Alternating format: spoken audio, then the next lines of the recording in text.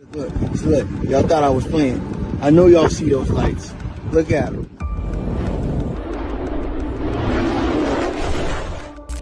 In this video, we're breaking down the most chilling UFO sightings ever recorded.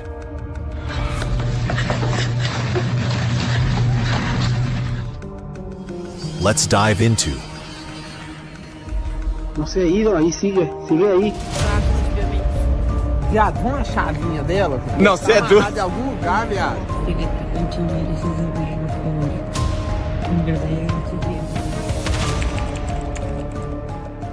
Look, y'all thought I was playing. I know y'all see those lights. Look at them. Not the little ones because my little mirror thing. While recording the Miami skyline, a man noticed something unusual unfolding above the city.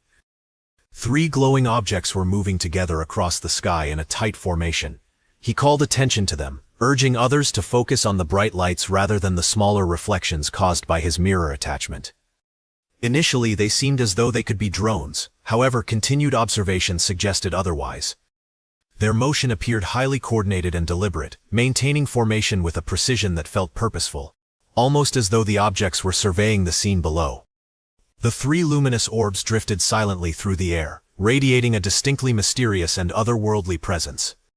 The spectacle left him stunned and questioning whether these were merely unexplained lights, or something far more extraordinary. Perhaps visitors from beyond the known world, keeping a careful watch. No se ha ido, ahí sigue static. In 2020, a tourist in Austin captured footage of a massive object suspended high above the city skyline. The craft remained completely silent, while its lights pulsed in a rhythmic pattern that appeared deliberate rather than random. Nearby, 2 smaller objects moved smoothly through the air before gradually merging back into the larger structure. Moments later, the entire formation vanished without warning. Witnesses described the display as highly coordinated, suggesting that the objects seemed to be surveying the area before departing. Even years later, the video continues to circulate widely, yet no definitive explanation has been provided. The object commonly referred to as 3-Eye Atlas has become widely known, and recently, a similarly shaped craft was reportedly spotted in Florida. Although smaller in size, its structure closely resembled the original. Its lights blinked briefly, and it remained relatively low in the sky, rather than ascending to a significant altitude. The appearance lasted only a few seconds, giving the impression that it had materialized abruptly before disappearing just as quickly.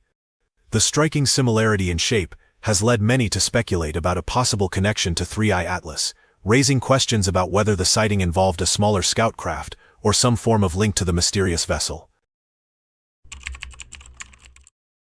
For years, Antarctica has been the subject of persistent rumors, and a recently circulated video has reignited those discussions. Researchers stationed on the continent recorded footage of a large saucer-shaped object hovering above the icy landscape. Despite powerful winds sweeping across the terrain, the object remained perfectly still.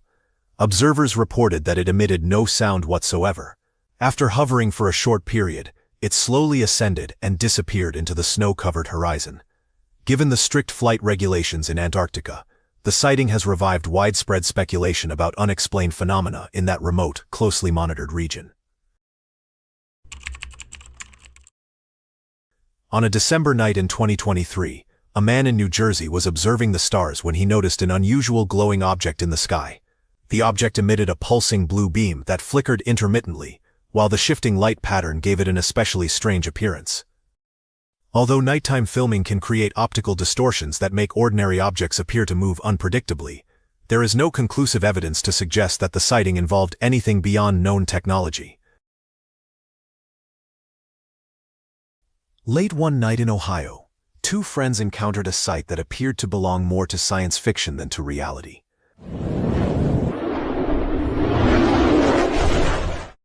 A massive dark craft moved slowly just above the ground, passing at an unsettlingly close distance. Blue lights glowed from its surface, yet the body of the object remained so shadowed that its full shape could not be clearly distinguished. What astonished them most was how something of such size could travel so low without causing any visible disturbance. The experience left them convinced that the encounter may have involved visitors arriving from beyond Earth. A group of teenagers spending time on a beach in the Philippines was tossing rocks into the shallow water when one of them began recording. Without warning, a massive saucer-shaped object appeared in the sky above them. Although the craft did not release anything or cause visible damage, its sudden presence triggered immediate panic, prompting the group to flee. The footage later surfaced online, capturing the brief moment before the chaos unfolded. As the video circulated, viewers debated whether the incident had been staged or was genuine. However, the teenagers' frantic reaction quickly became the focal point of public discussion. Leaked footage, reportedly linked to American researchers and military personnel, depicted several unidentified flying objects operating near the Arctic Circle. The craft appeared to be traveling together in a coordinated formation, maintaining consistent spacing and movement. Individuals who claimed to have witnessed the event later stated that they were instructed to remain silent about what they had seen. According to these accounts, the sighting involved not a single object but an entire fleet, a detail that intensified public speculation. Although no official confirmation followed, the video circulated widely online, fueling ongoing discussions about unusual aerial activity in remote polar regions. One evening in Mexico, a farmer tending his fields noticed an unusual sight in the sky above him. A hovering object remained fixed in one position, while rotating slowly, emitting bright, shifting colors that gave the impression of scanning the ground below. Rather than moving on, the craft lingered in place as though observing the area. Overcome with fear, the farmer concealed himself among the crops and remained hidden for a period of time. Eventually he escaped, driven by the concern that the object might attempt to abduct him. Viado, vamos achar a linha dela, viado? Não, cê é doido. Amarrado em algum lugar, viado. Blazing lights streaked across the night sky in Minas Gerais, Brazil, drawing the attention of numerous residents. The intermittent blinking glow was the only visible feature, as no distinct shape could be clearly identified. Without that luminous pattern, the phenomenon might have passed entirely unnoticed. Despite the lack of a defined structure, many observers became convinced that the lights were conveying a message. The rhythmic pattern did not appear random, rather, it seemed deliberate, resembling a coded or intentional signal.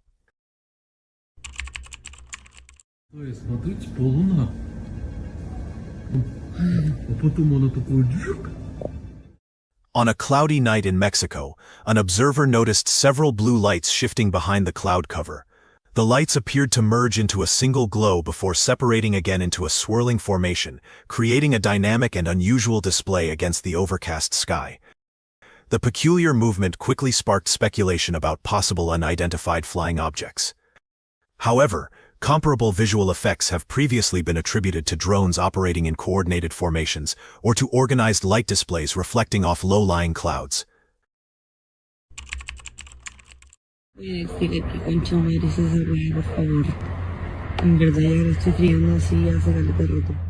Approximately a year ago in Chile, a woman observed what she initially believed to be lightning streaking across the sky. Upon reviewing her footage, however, she discovered that it appeared to show a massive ship-like structure suspended in midair, radiating an intense fiery glow reminiscent of a rocket during launch. The video quickly circulated online, igniting widespread debate. Its impact grew even stronger when another driver in the same area released footage capturing the object from a different angle. Speculation ranged from extraterrestrial origins to classified technological projects, and relatively few observers dismissed the sighting outright.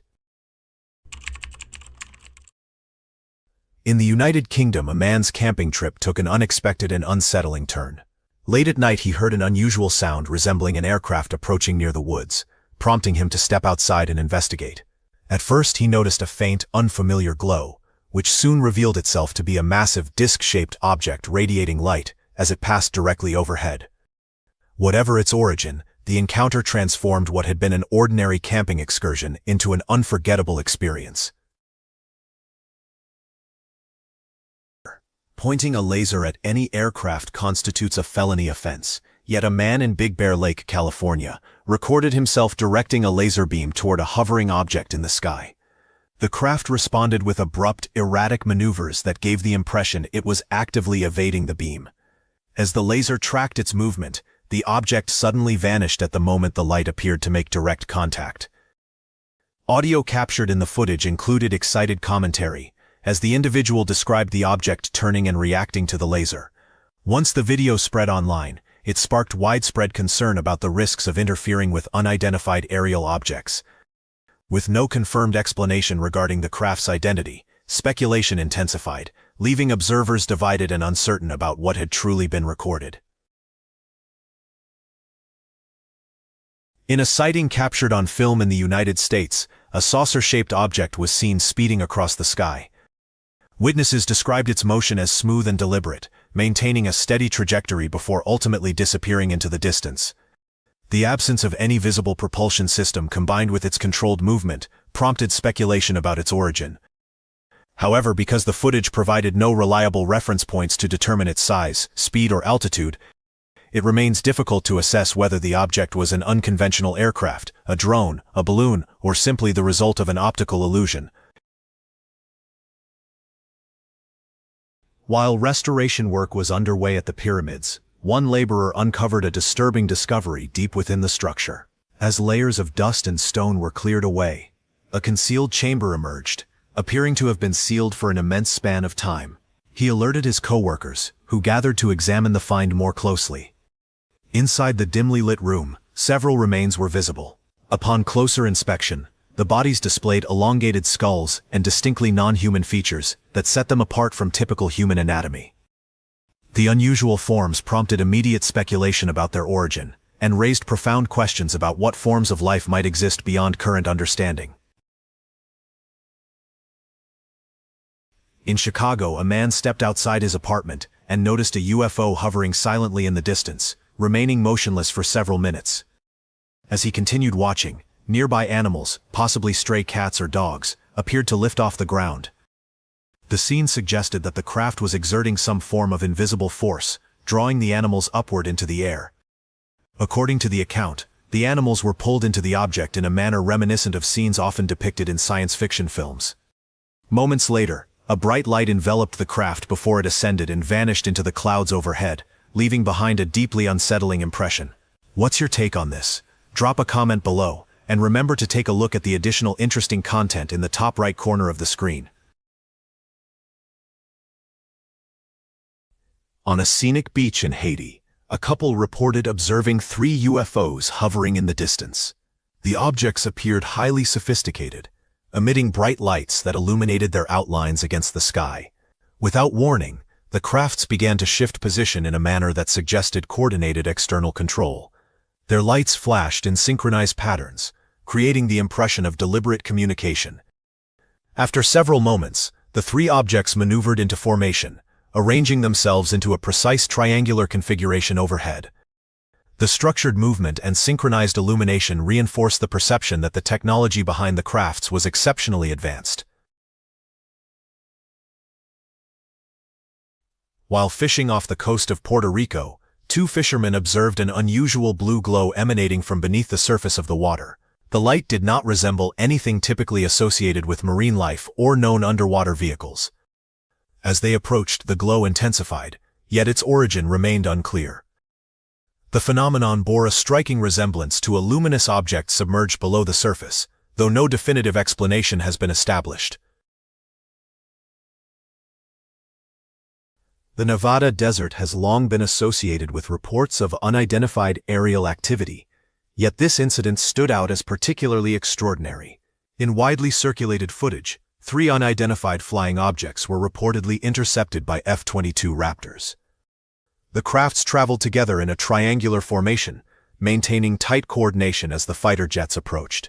As the encounter unfolded, the pilots appeared to recognize that they were confronting something far from conventional. The objects executed abrupt turns, rapid accelerations, and sudden stops that seemed to defy typical aerodynamic limits. Attempts to engage or establish communication proved unsuccessful, while the crafts continued maneuvering at remarkable speed, repeatedly evading the pursuing jets. Observers also noted unusual behavior from the aircraft when operating at close range. Individuals recording the event from the ground reacted with disbelief as the scene developed overhead. Whether the objects represented extraterrestrial vehicles or highly classified military technology remains unresolved, leaving the incident open to ongoing speculation. A reported UFO sighting in China stood apart from typical accounts. Witnesses described observing a long glowing object moving through the clouds with a form and motion reminiscent of a dragon. Its illuminated body twisted and curved fluidly across the sky, executing sharp maneuvers that appeared beyond the capabilities of conventional aircraft.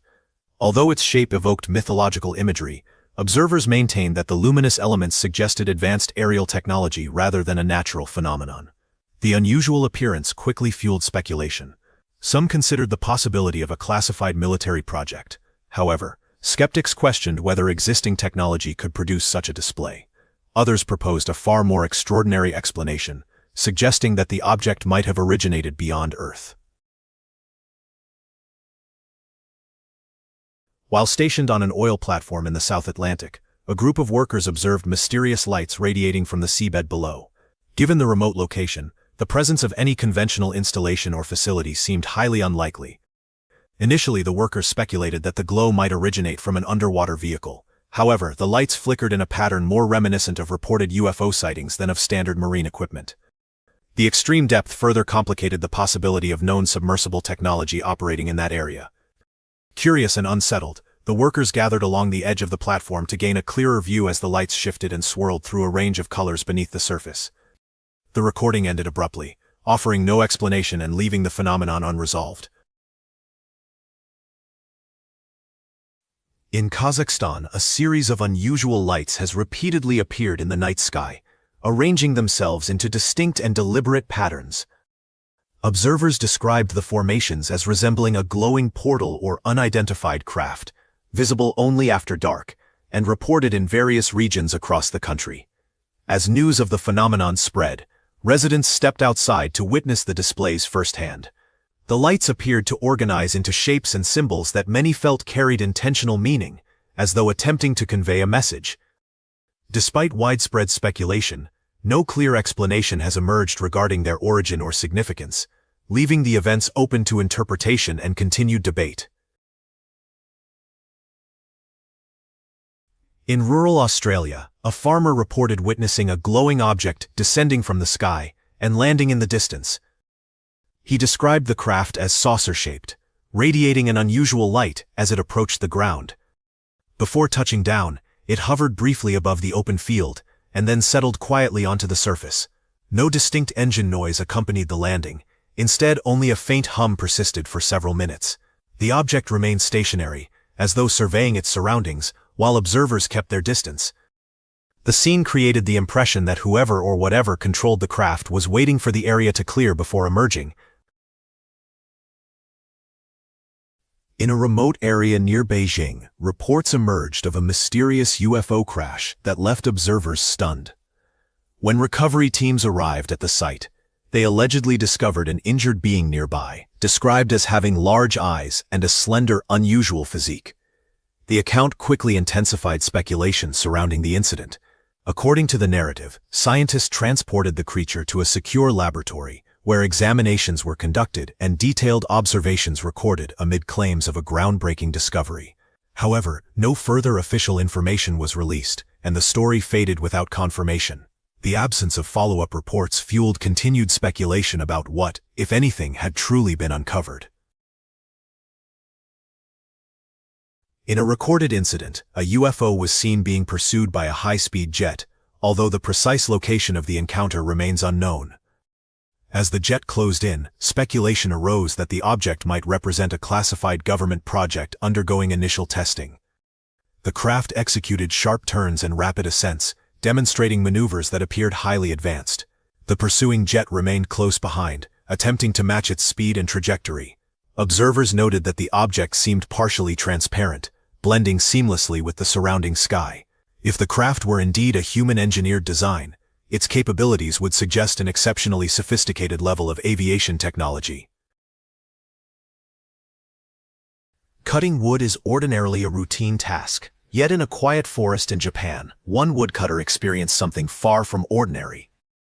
As he worked, unusual shadows passed overhead, prompting him to look up. Suspended above the treetops were 3 enormous UFOs hovering in complete silence. The metallic crafts occupied a vast portion of the sky, their sheer size casting an imposing presence over the forest. Despite their scale, no engine noise or mechanical sound could be heard. Onlookers reacted with visible shock, and the man recording the scene appeared so startled that his axe slipped from his grasp. The unexpected encounter transformed a simple day's labor into a deeply unsettling event. While hiking through the mountains of South Africa and documenting the journey on video, an adventurer paused to admire the view and recover from the climb. During that brief moment of rest, an unusual sight drew his attention, a large object moving across the sky above a distant mountain. Reacting quickly, he redirected his camera and captured the scene on film. The object appeared massive in scale, and just below it, tall structures were visible on the mountaintop.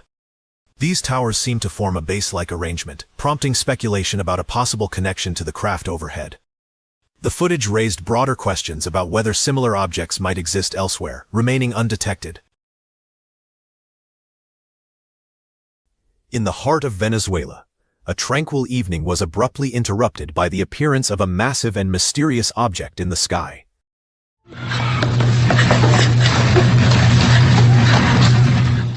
What initially seemed to be an unusual light soon revealed itself to be a structured craft, large enough to cast a distinct shadow over the area below. As it hovered overhead, the object began moving in a slow, deliberate manner, as though scanning the ground beneath it.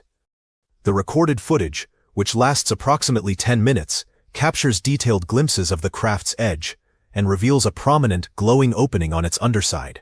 As the object drew nearer, its immense scale became unmistakable, dominating the entire sky within the camera's frame. As darkness settled, additional reports surfaced describing unusual occurrences in the vicinity, including pets behaving erratically, electrical devices malfunctioning, and individuals experiencing unexplained sensations. In China, an unusual event illuminated the night sky when a glowing green object streaked across the darkness. The phenomenon was captured on multiple dashboard cameras along a busy highway, providing several angles of the same dramatic moment. As it raced overhead, the object left a brilliant trail in its wake, and within seconds, the surrounding sky was brightly lit. While many observers attributed the display to a meteor entering the atmosphere, others questioned whether it could represent something less conventional, such as an unidentified flying object. The incident quickly sparked debate, leaving the true nature of the striking green light open to interpretation. What makes these encounters so compelling isn't just the lights in the sky, it's the reactions. The countless witnesses who insist that what they saw moved with intention, precision, and purpose. Across different countries, cultures, and years, similar patterns appear again and again. Coordinated formations, sudden accelerations, silent hovering, objects entering and emerging from water, and disappearances that happen in the blink of an eye. What do you think is really happening? Share your thoughts in the comments below, and don't forget to check out the additional intriguing videos waiting for you on the screen right now. The next mystery might be even more unbelievable. Zoos are a blast until the real wild cards show up.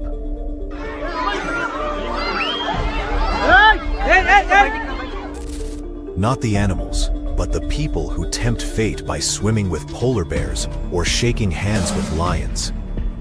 Here are the dumbest people at the zoo, and what happened next will leave you speechless. Let's start.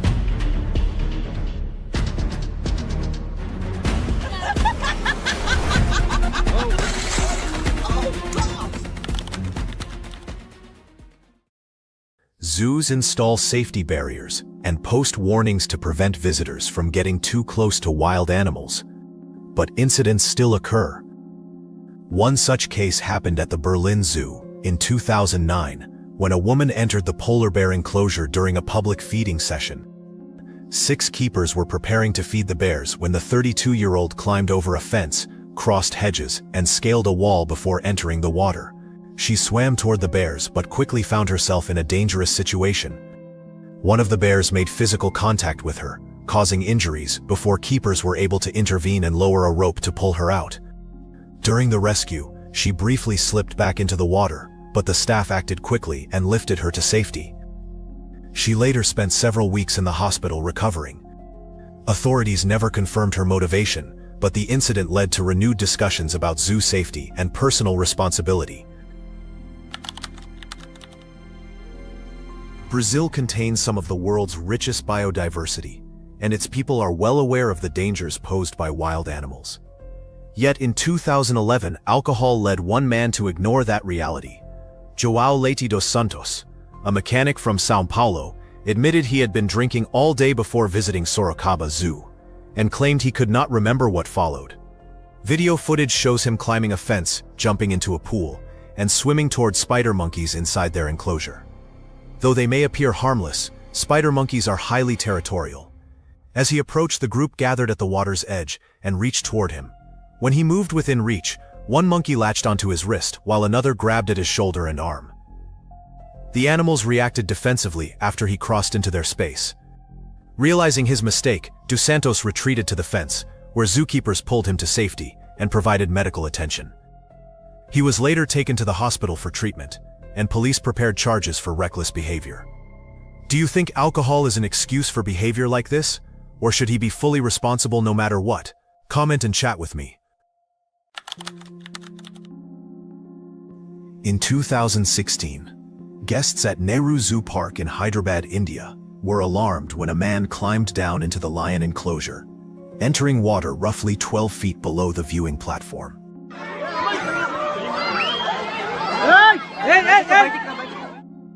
Onlookers urged him to remain still until park rangers could assist, but he ignored them and continued moving toward the lions.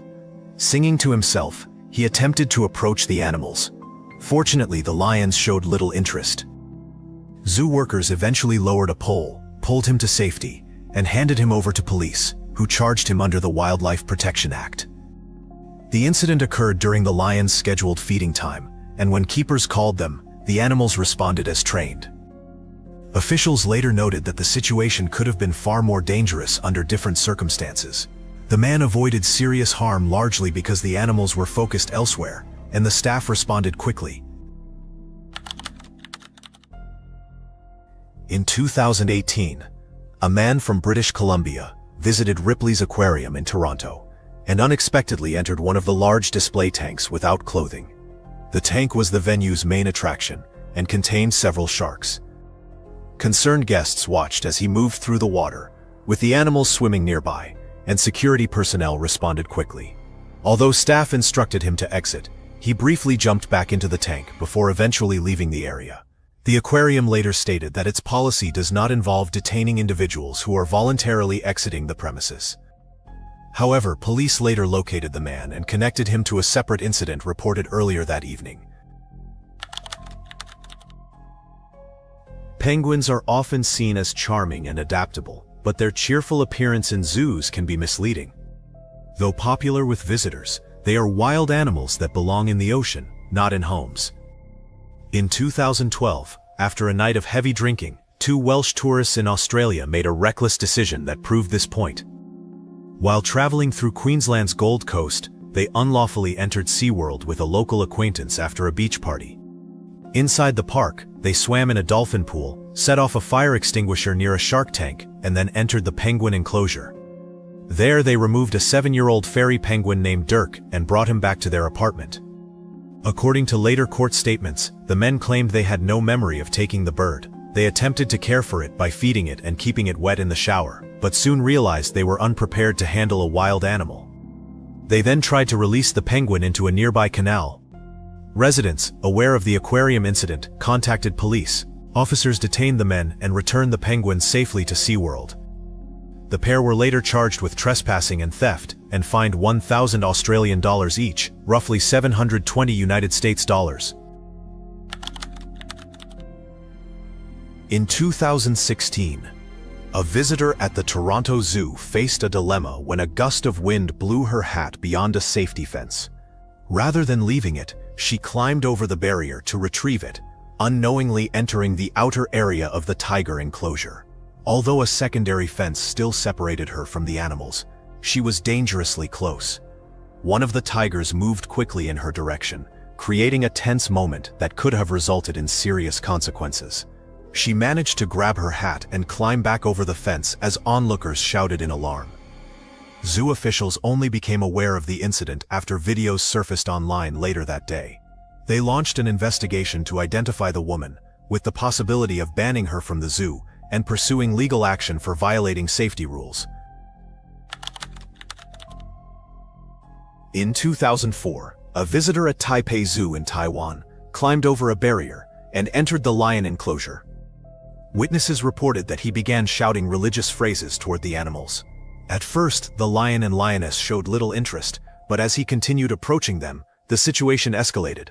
The lion eventually made physical contact with the man, causing injuries to his arm and damaging his clothing. Zookeepers responded quickly, using water hoses and tranquilizer darts to separate the animals and bring the situation under control. The man was removed from the enclosure and received medical treatment. Despite the seriousness of the incident, he sustained relatively minor injuries. Zoo staff later noted that the animals had recently been fed, which may have reduced their level of interest. Reports suggested the man may have been experiencing a mental health episode at the time. Bears are powerful wild animals and are typically much larger than humans. Panda bears, however, are smaller and often appear calm, which can lead some people to assume they are safe to approach. That assumption proved incorrect for a visitor to Nanchang Zoo in Jiangxi Province, China. In 2016, the man, identified as Chen, saw a panda named Mealing resting in its enclosure and lowered himself into the exhibit for a closer look. After trying to get the animal's attention, he moved closer and attempted to touch it, causing the panda to wake up. The panda reacted defensively and engaged physically with the man. He quickly realized the animal's strength and managed to break away and exit the enclosure. After a medical examination, he was found to be unharmed. Police later stated that he had been visiting the zoo with two female companions and appeared to be trying to impress them. One of the most well-known incidents occurred in August of 1986 at the Durrell Wildlife Park on the island of Jersey. 5-year-old Lavon Merritt had been climbing on a wall above the gorilla enclosure while his parents were briefly distracted. He slipped and fell onto the concrete floor below, losing consciousness.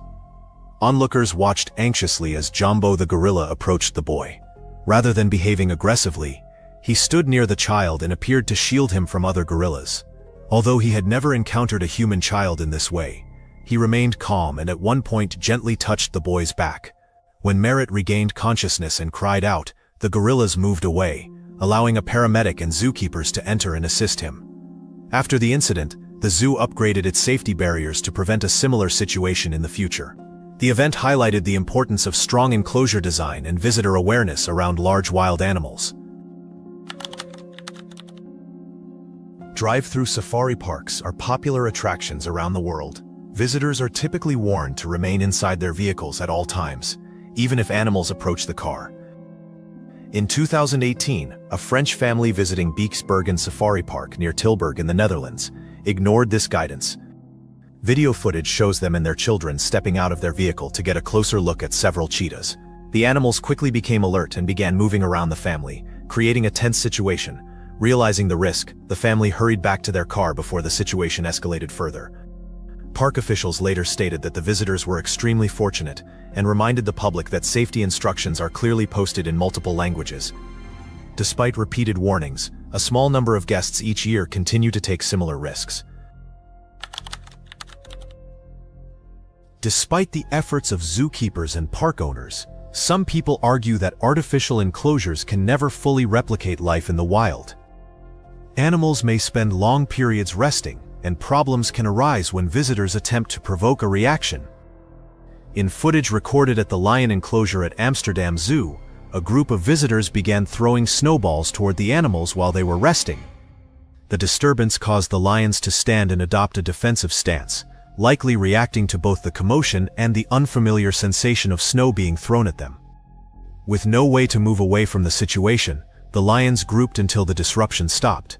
The incident serves as a reminder that respectful behavior is essential when observing wildlife in any setting. With the rise of social media and smartphone cameras, taking selfies has become common, though the search for the perfect photo can sometimes lead to risky decisions.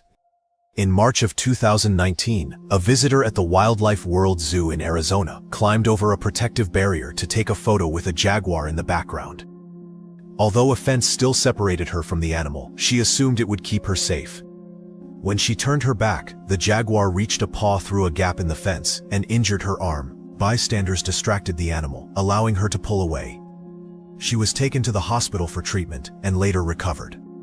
Zoo officials emphasize that barriers are in place for visitor safety and cannot prevent incidents if people choose to cross them.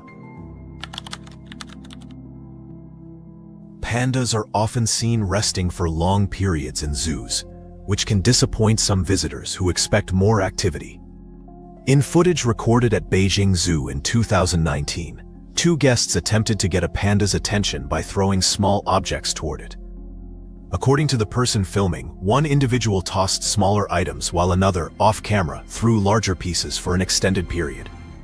Fortunately, the panda did not appear to be harmed and continued its normal routine. However, zoo officials later emphasized that such behavior is dangerous and unacceptable. Although those responsible were not identified, similar actions can result in serious legal consequences under animal protection laws. Since ancient times, people have left their names on monuments and structures. But in 2019, an incident at La Palmyre Zoo in southwestern France involved inappropriate behavior toward a living animal. Zoo officials noticed markings on the back of a rhinoceros and discovered that the names Camille and Julien had been traced into the dirt and loose outer layer of the animal's skin. The exhibit allows visitors to approach the animals with only a low barrier between them, but direct interference of this kind is strictly prohibited. In a statement, the zoo expressed strong disapproval of the visitors' actions and confirmed that, while legal action would not be pursued, the individuals would not be allowed to return. The markings were easily removed with a brush, and the staff indicated that the rhinoceros was not harmed. Peacocks are known for their striking feathers, which many people admire. Typically, collected feathers are those that have fallen naturally.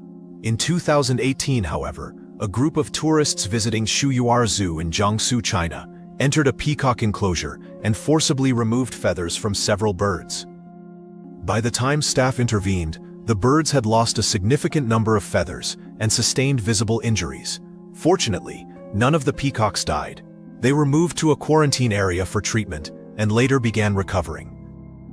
A zoo manager stated that similar incidents had occurred before and noted that limited staffing made it difficult to monitor visitor behavior at all times. At the time, the enclosure housed 41 peacocks and had 3 staff members assigned to oversee their care. Ever since audiences saw King Kong beating his chest atop the Empire State Building, the gesture has become widely recognized. However, imitating that behavior in front of a real gorilla is not advisable, as the gesture can be interpreted as a challenge. At the Henry Dorley Zoo and Aquarium in Omaha, a young girl once beat her chest while standing near 2 male gorillas. The animals reacted by becoming alert and approaching the viewing area, which startled her and caused her to step back quickly. The moment served as a reminder that certain gestures can be misunderstood by wild animals, and that visitors should always follow zoo guidelines when observing them. At West Midlands Safari and Leisure Park in Worcestershire, England, a couple on a drive-through safari experienced a startling encounter. A giraffe poked its head through their car window and then smashed the windscreen. According to a report by Newsweek, the giraffe, drawn by food offered by the visitors, thrust its horns against the glass, cracking it. The park's own signage warns that do not allow animals to put their head inside your vehicle, keep your windows half shut or shut completely, and clarifies that damage to vehicles by animals is not the responsibility of the park. In the incident, although no person was hurt, the vehicle's window was severely damaged, and the unexpected nature of the giraffe's action left many surprised about how quickly a benign-looking safari moment could go wrong. In early 2024, a group of German tourists at Kruger National Park, South Africa's largest wildlife reserve, were delighted to see a herd of elephants crossing the road. The calm moment quickly changed when 2 bull elephants, separated from the group, began acting aggressively toward each other. The tourists expected a fight between the bulls, but one suddenly turned its attention to their car and charged. Within seconds, the 6-ton animal reached the vehicle and struck the rear window with its tusk. The glass shattered, but no one was injured. Though shaken, the group later joked about losing their rental deposit, grateful to have escaped unharmed. Would you have stayed to watch the elephants that close, knowing one could suddenly charge your car? Let's discuss in the comments section. What started as a relaxing day at the park took a sudden turn when a mother and her young child came across a camel. At first, the moment seemed harmless and even funny, as the camel gently licked the child's head, making the toddler laugh. The mother joined in, thinking it was a sweet and innocent interaction between her child and the animal. But the situation quickly shifted when the camel turned its attention to the mother. Without any warning, it lunged forward and bit her. The woman's laughter instantly changed to a cry of pain and shock as she pulled away. Camels are often seen as gentle animals, but they can act unpredictably and sometimes aggressively. With their powerful jaws and large teeth, they can cause real injuries if they feel threatened or irritated. In this case, the camel may have misread the situation or simply become upset, but the attack showed just how unpredictable animals can be. Fortunately, the woman was not seriously hurt, though the experience left her and those nearby shaken, reminding everyone to stay cautious around even calm-looking creatures. In August 2025, tourists on safari in Kenya's Masai Mara National Reserve witnessed a shocking moment when a Cape buffalo suddenly charged and rammed into a safari vehicle. The animal appeared agitated after being surrounded by several vehicles that had stopped too close while tourists were taking photos. The animal charged and attacked one of the cars when it found itself boxed in by both vehicles and possibly lions nearby. The impact startled everyone inside, though no injuries were reported. Rangers later explained that buffalo are known for their unpredictable temper and powerful build, and when they feel cornered or stressed, especially near predators, they can become extremely aggressive. The incident served as a reminder that even herbivores, often viewed as harmless compared to lions or elephants, can be dangerous if humans get too close or block their escape routes. In early September 2025, at the camping site at Cape Vidal campsite within the Isamangaliso Wetland Park, a 27-year-old man named Nicholas Halls was asleep in his tent after a social gathering when two hyenas forcibly entered his tent through a small gap left at the top. He was attacked. One hyena grabbed his leg and tried to pull him out, and the other attacked his face and head. Though he survived the ordeal, he sustained severe injuries. The campsite management and wildlife authorities acknowledged the incident and launched measures to capture and relocate the suspected hyenas that had become habituated to the campgrounds. Have you ever been to the zoo? And what's your favorite animal? Let us know in the comments. If you liked the video, give it a thumbs up. If you want to see more videos from us, click on one on the screen, or check out our channel. Thanks for watching, and see you next time. Fish top the charts as beloved pets and thrilling catches worldwide. Today, we're diving into the largest fish ever reeled in. Monsters so massive some records seem unbreakable. Let's start. The Taliana is a large sea fish from the grouper family, mainly found in shallow tropical waters around coral reefs at depths of 5 to 55 meters. It can grow up to 2.5 meters long and weigh as much as 360 kilograms, with an average weight of about 180 kilograms. The largest recorded specimen was documented in 1961 near Fernandina Beach, Florida, weighing 308 kilograms. More recently, former NFL player Sam Barrington encountered a very large Italiana while fishing with the YouTube channel Black Tip Hife, known for showcasing large marine species. The fish was estimated to be over 70 years old and to weigh between 295 and 318 kilograms. Because the species is listed as endangered, the fish was safely released. Notably, these groupers are born female and later change to male as they grow larger. The bluefin tuna is one of the largest and best-known tuna species, and occurs in the northern and southern parts of the Atlantic. Over the years, this fish has been highly valued as a food source. Furthermore, they are considered top performers due to their size, strength, and speed. They can swim up to 500 meters deep and reach speeds of up to 65 kilometers per hour. In 1979, an angler named Ken Fraser caught a giant bluefin tuna in the community of Ald's Cove in the Canadian province of Nova Scotia. It took him almost 10 hours, and after he pulled it ashore, the fish weighed an incredible 6,178 kilograms. This made him very famous, and he even decided to write a book about his experiences, which was sold in over 38 countries. 41 years later, his record still stands, and will probably continue to do so, as this fish is slowly dying out due to overfishing. If you had caught a record-breaking bluefin tuna, would you keep it for fame or release it to protect the species? Comment and chat with me. Freshwater carp belong to a very large group of fish, mainly found in Europe, Asia, and parts of South Africa. Siamese carp typically weigh between 2 and 25 kilograms and are between 40 and 120 centimeters long. However, specimens 2 meters long, with a weight between 57 and 60 kilograms, have also been caught. Some sources even speak of 3-meter giants weighing around 300 kilograms. In 2016, a man from London caught a carp weighing 105 kilograms in a river in Thailand. It took him more than 90 minutes to land the fish. In 2007, an even larger carp was reportedly caught, a Siamese carp weighing about 125 kilograms. These fish were released because they are highly endangered due to habitat loss and overfishing. The great white shark, Carcharodon carcharias, is the largest predatory fish in the world and is often regarded as one of the most formidable ocean predators. Today, because the species is protected in many regions due to its vulnerable status, any accidentally captured individuals must be released. In the past, however, large specimens were sometimes recorded. The exact size of the largest great white shark ever documented remains uncertain. In 1959, a shark reportedly caught near Australia was said to weigh about 1,200 kilograms and was once recognized as a world record by the IGFA. Another account from Cuba claimed a shark weighing 1,975 kilograms, though experts question that figure. Additional reports include a specimen measuring about 6.6 meters in 1985. Sightings suggest that even larger individuals may exist in the wild. The seahorse refers to 45 small fish species in the genus Hippocampus. The name comes from ancient Greek, reflecting their horse-like head and neck.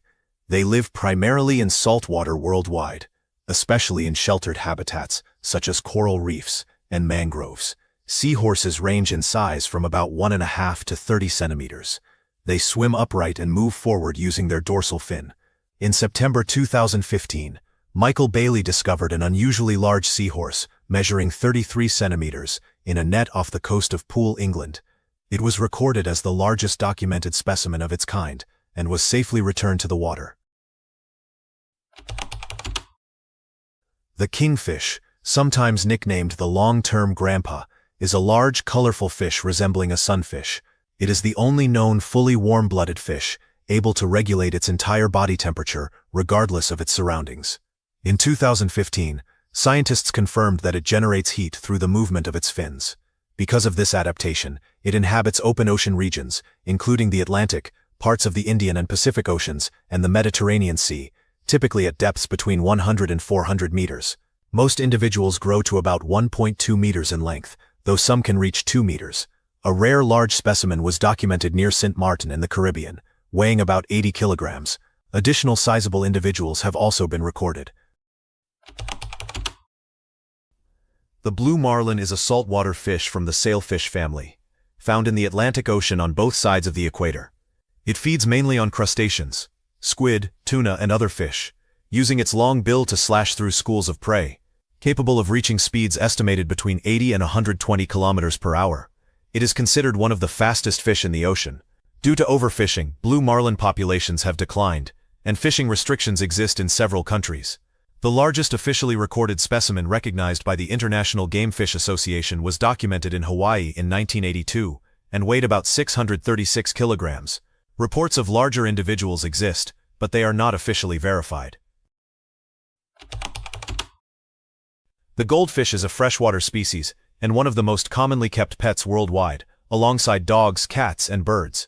It was first selectively bred in China more than 1,000 years ago. Belonging to the carp family, goldfish today exist in many varieties that differ in size and color. In small aquariums, they typically grow to about 2 centimeters and rarely exceed 15 centimeters. In larger environments such as ponds or lakes, however, they can reach between 30 and 40 centimeters in length. In 2021, an unusually large goldfish weighing about 13.6 kilograms was documented in southern France. After being photographed, it was safely returned to the water.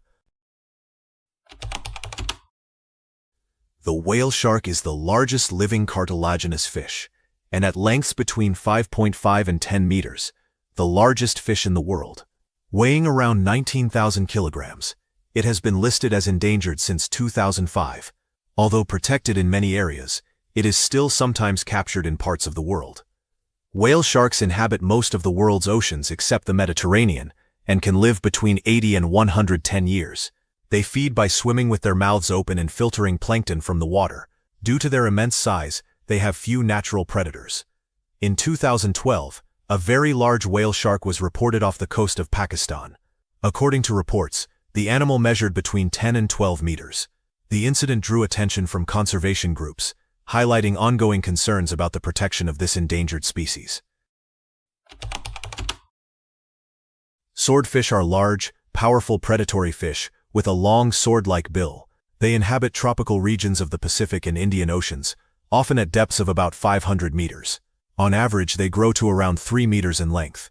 In addition to their vision, swordfish have specialized organs that warm their brain and eyes, improving their ability to detect prey. Capable of reaching speeds between 95 and 120 kilometers per hour, they are among the fastest fish in the ocean. In 1953, a notably large specimen measuring about 4.5 meters and weighing roughly 550 kilograms was documented off the coast of Iquique, Chile. The sharp-tail mola resembles the ocean sunfish, but can be identified by its distinct tail-like projection. Also known as the sharp fin or point-laced sunfish, it is rarely sighted and remains less studied due to its shy nature. Like the hoodwinker sunfish, it can reach about 11 feet in length and weigh up to 2 tons. It feeds on a variety of marine organisms, including annelids and small fish. Unfortunately, the species is considered endangered, and conservationists warn that its population could decline further without stronger protections. Because of its rarity, the sharp-tail mola has historically been consumed in some regions.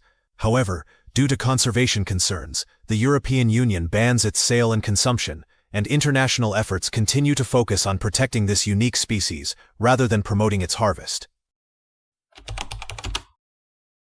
The beluga sturgeon, the largest predatory sturgeon, can reach nearly 24 feet in length and weigh about 3,400 pounds.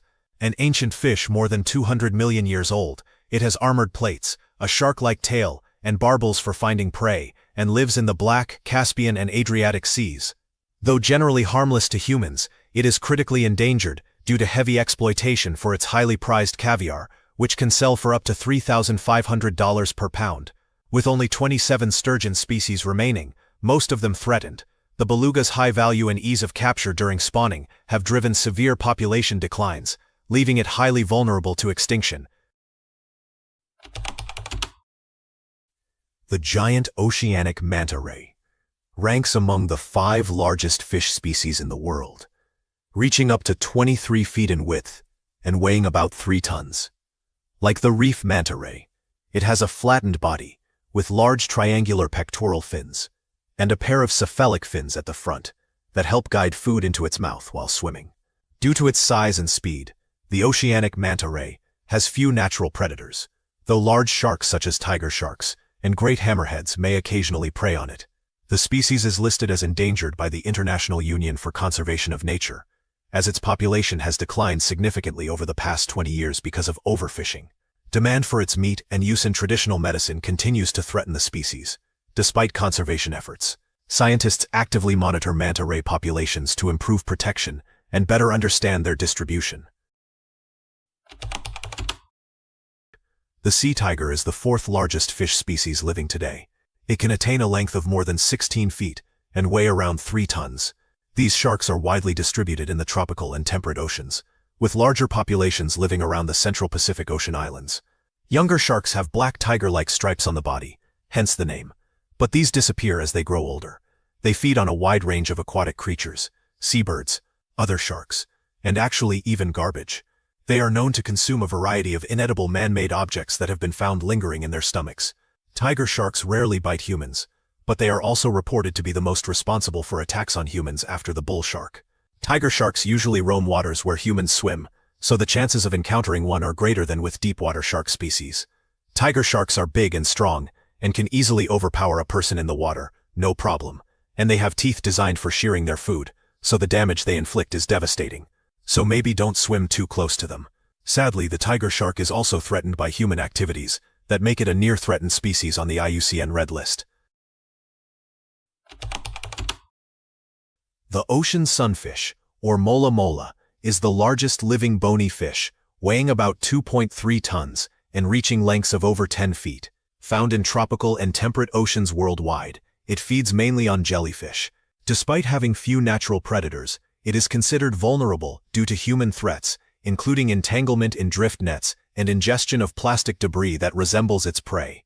Since 2002, the Ocean Sunfish Festival in Taiwan has increased demand for its meat. What was once largely discarded is now widely sold, and rising festival attendance has led to higher catches, with hundreds of tons landed in a single year, and catches valued at around $1 million. The sunfish's unusual, rounded body results from a back fin that never fully develops, forming a rudder-like structure called a clavus.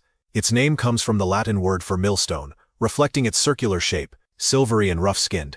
It often carries parasites and relies on smaller fish or seabirds to remove them, sometimes leaping high from the water to dislodge them. With fused beak-like teeth and a clumsy swimming style powered by large fins, the ocean sunfish remains one of the sea's most distinctive and remarkable species.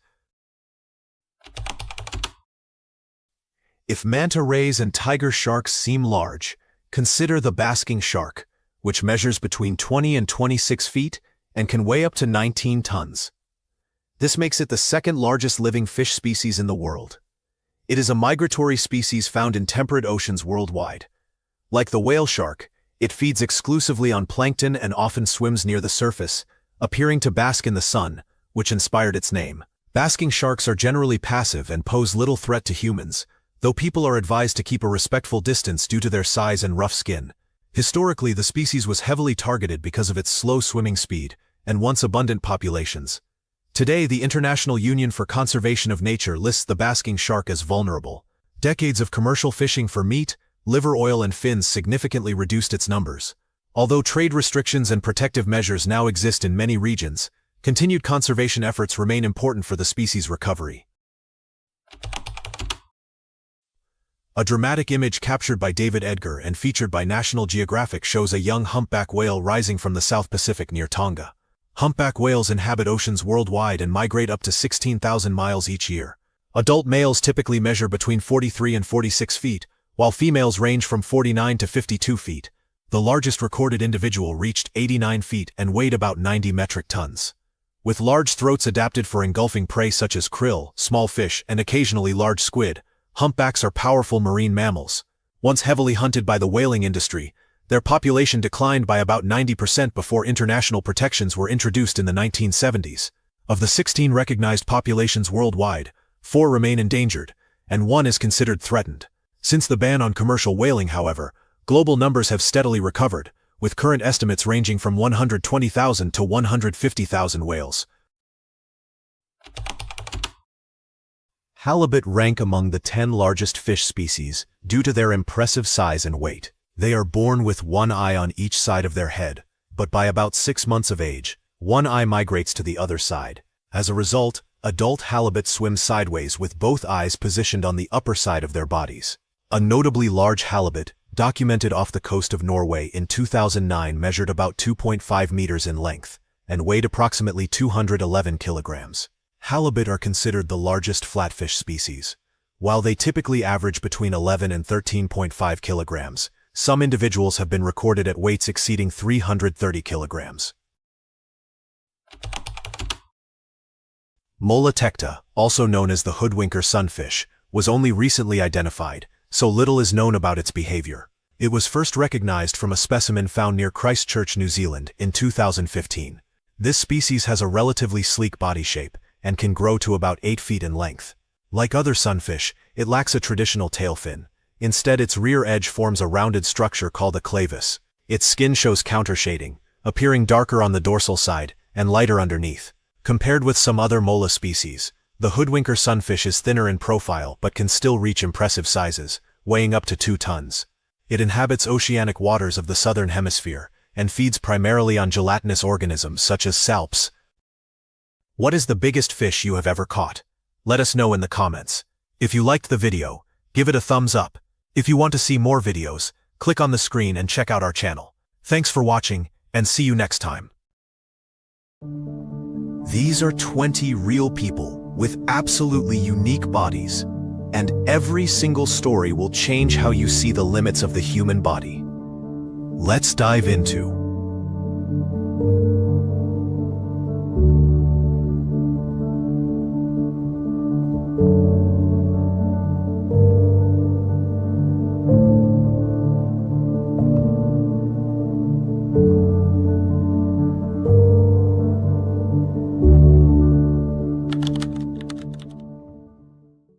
Laura Ponce, a nursery school teacher from Linz, Brazil, has long been the subject of widely circulated reports describing a very unusual eye condition that began when she was about 15 years old.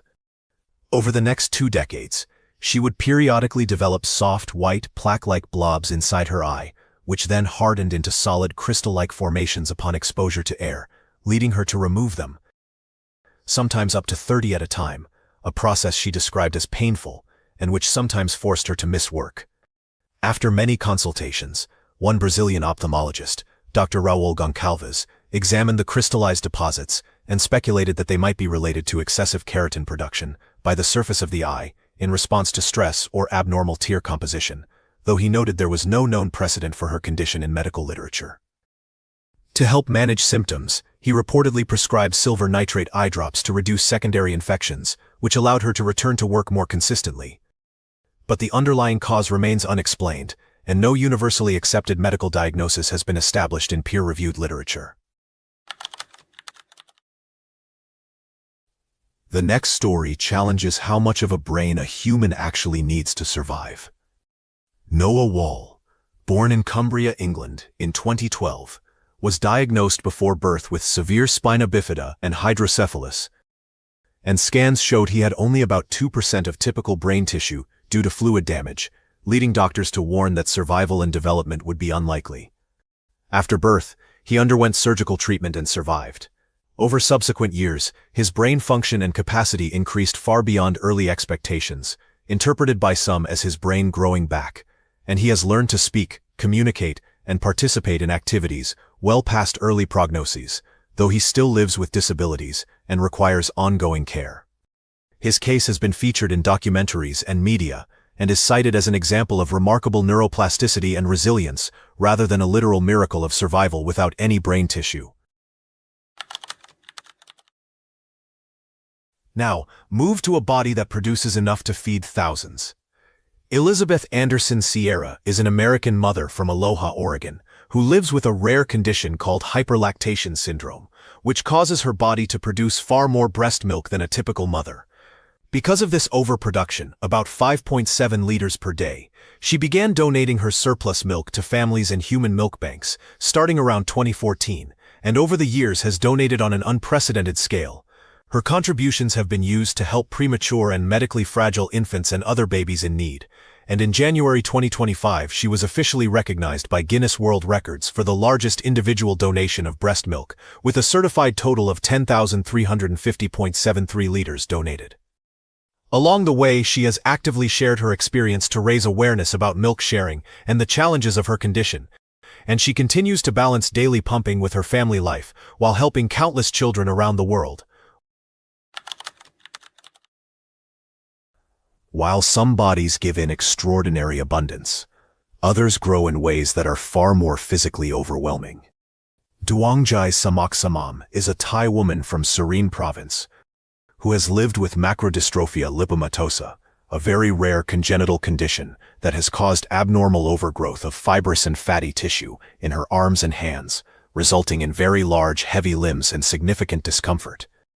She spent her first decades of life in seclusion due to shame about her appearance, later returning to public life and even appearing on international TV shows. Surgical attempts to reduce the size of the tissue have so far been unsuccessful, and doctors describe the condition as extremely difficult to treat. Some have suggested amputation as an option, which she has declined. Although stories often claim she has the largest hands in the world, this is a viral media characterization rather than an official world record, and exact measurements vary across reports. The next case also shows how incredibly bizarre the human body can be. Yamini Karanam was a 26-year-old PhD student in computer science when she began experiencing cognitive difficulties and headaches connected to a mass in her brain. Doctors initially believed the mass was a tumor located near her pineal gland and recommended surgical removal. During a minimally invasive procedure in Los Angeles performed by Dr. Hrer Shahinian, the growth was discovered to be a teratoma, a rare type of tumor that can contain tissues such as hair, bone, and teeth. Yamini jokingly referred to it as her evil twin sister, but medically it was a tumor, not a living creature. The mass was removed successfully, was found to be benign, and she was expected to make a full recovery after surgery. Some experts speculate that teratomas may arise from embryonic cells that depart from normal development, but this interpretation is not universally confirmed for every case. Dan Maurer, a man from Burlington, Michigan, suffered for many years from scrotal lymphedema, a rare disorder in which the lymphatic system fails to drain fluid properly from the scrotum, causing it to swell to an extraordinary size and severely restrict daily activities such as walking, showering, and basic mobility due to its weight and bulk. Over the course of roughly 7 years, his scrotum grew to an estimated 75 to 100 pounds, leaving him in pain and significantly impacting his quality of life. Faced with limited options and difficulty obtaining a diagnosis, Maurer eventually sought out specialist Dr. Joel Gelman at the University of California, Irvine, who performed a complex surgical operation lasting about 14 hours in 2014 to remove the massive swollen tissue and excess fat. The procedure, which was featured on television, marked a turning point in his condition, allowing him to regain mobility and improve his health after years of struggle. His story drew wide attention to scrotal lymphedema and the challenges faced by people with extreme forms of this rare condition. Yet, not every extraordinary body story is defined by suffering. Some are defined by adaptation so powerful that it reshapes destiny. Claudio Vieira de Oliveira is a Brazilian man born in Monte Santo, Bahia, in 1976 with arthrogryposis multiplex congenita, a rare congenital condition that severely affected the development of his limbs and neck, leading to an unusual physical posture. Doctors initially predicted he might not survive infancy, but with care and adaptation, Claudio learned to adapt his body, taught himself to read and write using alternative methods, and pursued higher education, earning a degree in accounting. He became a motivational speaker and author, sharing his story of resilience and challenging medical expectations. Although his physical condition is severe, and he requires adaptations for many physical tasks, his life demonstrates extraordinary adaptation and independence. Charity Pierce, who first became known to a wide audience on Season 3 of TLC's My 600 Lab Life when she was 39 years old and weighed nearly 800 pounds, struggled with severe obesity rooted in childhood trauma and food addiction, was largely dependent on others for basic daily activities, and underwent medically supervised weight loss interventions including gastric bypass surgery and later skin removal procedures, ultimately losing hundreds of pounds during her documented journey. In the years that followed, she appeared again on the shows Where Are They Now specials, worked on maintaining her health and rebuilding personal relationships, and continued to confront the long-term effects of her past weight and health issues. Pierce died at the age of 50 on January 27, 2026, after a period in hospice care while battling ongoing medical complications. Her family shared that she was finally at peace.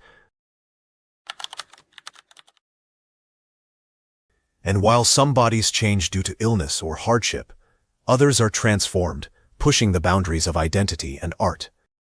Kala Kaiwi is a well-known tattoo and body modification artist from Hawaii who gained international attention and a Guinness World Record for having some of the largest non-surgically stretched earlobe tunnels in the world. Rather than being a naturally occurring abnormality, his unusually large earlobes are the result of deliberate body modification, a practice in which the earlobe piercing is gradually expanded over time to accommodate larger jewelry. His stretched earlobes measure about 109 millimeters in diameter, large enough that an adult's hand or even a fist can pass through them, which is the achievement that earned him official world record recognition. Alongside his earlobe modifications, Kala has extensively altered his appearance with tattoos, piercings, horn-like implants, and even a split tongue, embracing extreme body art as a form of self-expression and identity. He trained in body modification in Las Vegas before returning to Hawaii to run his own body art studio, and he proudly displays his Guinness World Records certificate for his remarkable ear tunnels. Zheng Jinlian was a real Chinese woman who holds the Guinness World Record as the tallest woman ever verified in modern history, measuring about 8'1" at the time of her death in 1982. She was born on 26 June 1964 in Yuanjiang, Hunan Province, China, into a farming family of average height, and began growing abnormally tall from infancy due to a pituitary gland tumor that caused excessive production of growth hormone. By age 4, she was already about 5'1.5" in tall, and by age 13, she reached about 7'1.5" in. Throughout her life she continued to grow rapidly, and her extraordinary stature required specially made clothing and furniture. Although she initially attended school and even played basketball, her health declined in her late teens due to scoliosis and diabetes, eventually leaving her unable to stand and dependent on a wheelchair. Zheng died on 13 February 1982, at age 17, from complications related to her medical conditions, and her record remains unbroken. She is widely recognized as the tallest woman ever documented. Do you think breaking a world record is worth it if it comes at the cost of your health? Please let me know your opinion, and be sure to explore even more fascinating things located in the top right corner. And sometimes, one single body measurement can attract even more global attention, sparking fascination, controversy, and an entire career. Svetlana Pankratova is a Russian woman who was officially recognized by Guinness World Records as having once held the record for the longest legs of any woman in the world, with her legs measuring approximately 4'4" in long, despite not being the tallest woman overall. Pankratova played college basketball at Virginia Commonwealth University in the United States from 1992 to 1995, where she was a standout on the women's team and set school records for blocked shots that still stand today. Her world record status garnered her international attention, including appearances at a 2008 promotional event in London's Trafalgar Square, alongside the then smallest man in the world, He Pingping, for the Guinness World Records publication. After her basketball career, she lived in Spain for some time, and later returned to the United States, where she married and worked as an assistant girls basketball coach. Though her record for longest female legs was later surpassed, she remains one of the most famous individuals ever recorded for this unique physical trait. Annie Hawkins Turner, better known by her stage name Norma Stitz, is an American model and public figure born in Atlanta, Georgia, who holds the Guinness World Record for the largest natural breasts in the world, a title she was first recognized for in 1999. Her record-breaking chest size is often cited as 102 ZZ, and her exceptionally large breasts have drawn global attention and fascination due to their unprecedented natural development, a result of a rare condition known as gigantomastia. Throughout her life, her unique physical attribute has brought both opportunities and challenges. While it helped her build a career as a fetish and softcore model with significant online presence and media appearances, it also exposed her to unwanted public scrutiny, physical discomfort, such as back strain, and social stigma from strangers who react to her appearance. Norma Stitz embraced her identity and used her platform to promote self-acceptance and body positivity, turning what once brought her insecurity into a source of confidence and financial independence. And she continues to be recognized for both her record and her advocacy for embracing one's uniqueness. But record-breaking growth isn't limited to height or anatomy. Ram Singh Chauhan of Jaipur, Rajasthan, India, is known for having one of the longest mustaches in the world, with his mustache officially measured at around 14 feet in length, a feat recognized by the Guinness World Records. He began growing it in the 1970s and has maintained it for decades, spending substantial time grooming and oiling it daily. His mustache has brought him international attention and is seen by him and many around him as a symbol of cultural pride and tradition, particularly in Rajasthan, where long facial hair is associated with masculinity and honor. Some personal accounts suggest his mustache continued to grow beyond the Guinness-verified length, but the official record stands at about 14 feet. Still, some forms of overgrowth raise far more medical questions than cultural admiration. Sain Mumtaz is a Pakistani man known for his unusually large head and disproportionate facial features, often described in online profiles and videos as a rare case of extreme tissue overgrowth. Some reports state he was told in childhood that he may have Proteus syndrome, a rare genetic condition that can cause overgrowth of bones and soft tissues, and has been historically linked with Joseph Merrick, the Elephant Man.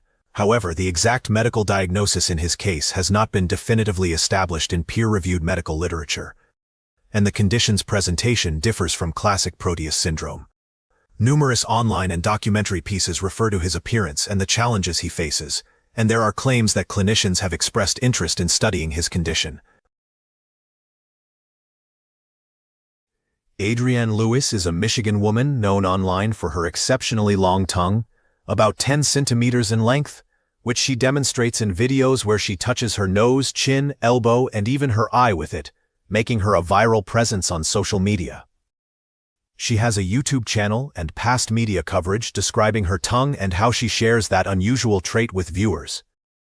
Although she considered pursuing a Guinness World Records title for the longest tongue, she has not been officially certified as the record holder. The current verified longest tongue belongs to Nick Stoberl. Some content about her emphasizes positive messages about self-acceptance, but this is more reflective of how such stories are presented online than documented biographical detail in reliable sources. But while some unusual traits are playful and viral, others come with lifelong medical uncertainty and difficult choices. Mandy Sellers is a British woman from Lancashire, England, affected by a rare overgrowth condition now understood as part of PIK3CA-related overgrowth spectrum, which caused her legs to grow disproportionately compared to her upper body, with her legs accounting for as much as about 95 kilograms of weight. Initially thought to be Proteus syndrome due to similarities with overgrowth disorders like that of Joseph Merrick, later genetic testing pinpointed the PIK3CA mutation as the cause. In 2010, her left leg was amputated above the knee due to serious complications from infection and circulatory issues, but the abnormal tissue growth still manifested afterwards, with regrowth occurring at the stump. Sellers has lived with considerable mobility challenges and has been featured in documentaries that explore her condition, its medical mystery, and her ongoing pursuit of treatment and understanding. Yu Jianxia is a woman from China who holds the Guinness World Record for the longest natural eyelash, a unique human feature that has grown far beyond typical eyelash length. In June 2016, her longest eyelash, on the upper lid of her left eye, was officially measured at 4.88 inches and certified as the world's longest at that time. Over the following years, the same eyelash continued to grow, and on 20 May 2021, it was remeasured in Shanghai, China, at an astonishing 8.0 inches, making her record even more extraordinary. Despite many medical professionals being unable to explain why her eyelashes grow so long, Yu Jianxia embraces her distinctive lashes as a natural part of herself and often speaks about finding pride and strength in physical uniqueness.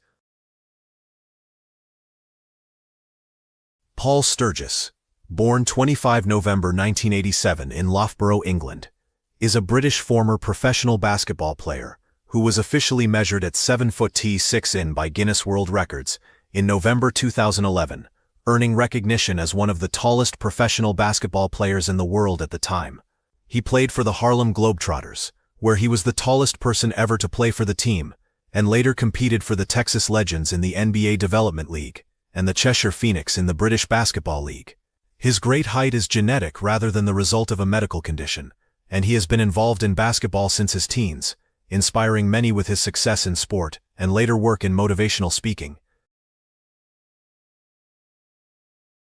Sidney de Carvalho Mesquita, a Brazilian man popularly known as Tio Chico Brazil, achieved international recognition when he set a Guinness World Record for the farthest eyeball pop male, by protruding his eyeballs 18.2 millimeters beyond his eye sockets in a verified attempt in São Paulo on 10 January 2022.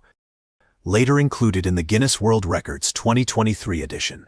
He first discovered this unusual ability at about 9 years old while making faces in front of the mirror. And though his parents initially worried it might be a symptom of a health problem, doctors confirmed it was harmless and simply a rare ability, known medically as globe luxation, the capacity to voluntarily pop the eyeball forward. He can maintain the protruded position for about 20 to 30 seconds at a time, during which he briefly loses focus until his vision readjusts. Sydney has embraced the attention from his record, performing at events and sharing his skill publicly, and describes it as a gift that has brought him recognition both in Brazil and around the world. Byron and Emily Schlenker are a father and daughter duo from the United States, known for holding Guinness World Records for unusually wide tongues.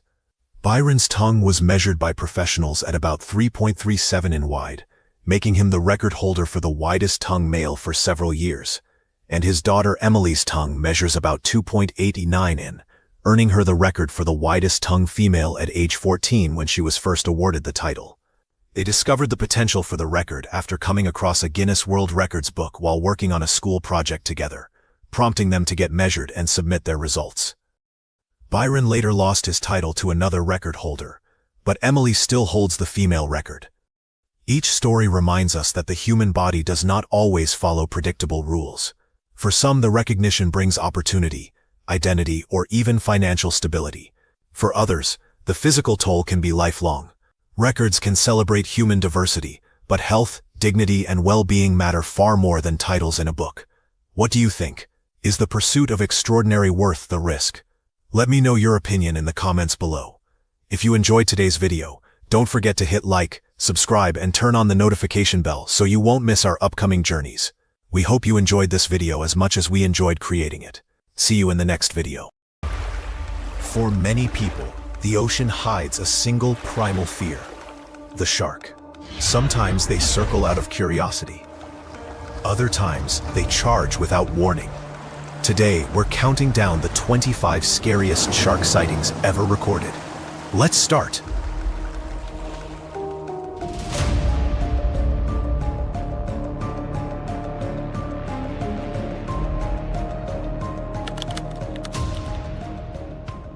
In Perth, a Western Australian family fishing off the coast of Mandurah, south of the city, had a close encounter with a great white shark on Good Friday. David Tuckfield, his wife Kunya, and their son Shelby were on the water when a large shark approached their boat. The shark, estimated to be about 4 meters long, swam alongside the vessel and bit the outboard motor. It continued circling the boat for about an hour, but did not make further contact. The family was able to leave the area safely, though they were shaken by the experience. In 2016, a Canadian YouTuber known as 2M uploaded a video recorded in 2014 that appeared to show a massive shark off the coast of Nova Scotia resembling the long-extinct megalodon. The shark in the footage is estimated to be at least 10 meters long, about the size of a school bus, with a large triangular head, a pointed snout, and a dorsal fin roughly 2 meters high. The clip quickly went viral, drawing millions of views and sparking debate among experts. In 1918, ichthyologist David Stead was studying lobster populations off Fort Stevens, Australia, when local lobstermen refused to return to sea. They claimed a gigantic white shark was patrolling the area, describing it as long as a train and as wide as a house, with enormous teeth and eyes. Though skeptical, Stead learned that similar sightings had been reported over the years, which deepened his curiosity. Determined to investigate, he spent months searching the waters using sonar, baited traps and trained divers, but found no trace of the shark. Just as he was about to give up, he heard a loud splash and spotted a massive white shark moving near his boat, larger than he had imagined. Acting quickly, Stead threw a harpoon that hit the shark, but it had little effect. The shark struck the boat, pushing it against the rocks and knocking him into the sea. Stead managed to swim to safety as the shark disappeared into the depths, leaving the mystery unresolved. A man in Australia had a close encounter with a great white shark while diving in Sydney Harbour. The unidentified diver was in the water near North Head when friends warned him of a nearby shark. As he attempted to move away, he suddenly found himself face to face with the animal. The shark, estimated to be about 10 feet long, circled him for several seconds before making sudden contact. The diver reacted defensively, striking out to protect himself, and swam back to shore. Although shaken by the experience, he was not injured, and later said he felt fortunate and would be more cautious in the future. Video of the incident quickly spread online, prompting discussion about shark safety in Sydney Harbour. Some have suggested restricting swimming in the area, while others maintain the event was rare and that the harbor remains generally safe. The New South Wales government stated it is monitoring the situation and will respond if needed. The mako shark leaped out of the water with a splash, its long, sleek body glistening in the sun. It landed on the deck of the fishing boat with a thud, its tail knocking over a bucket of bait. The fishermen were stunned. They had never seen anything like it before. The shark was huge, at least 12 feet long, with a powerful body and a striking set of teeth. It moved forcefully across the deck, knocking over anything in its path. The fishermen were worried it might injure someone, but they knew they had to act quickly to return it safely to the ocean. Captain Law called for his crew to bring a rope. They carefully secured it around the shark's tail and slowly guided it back into the water. The shark resisted, but the crew managed to return it safely.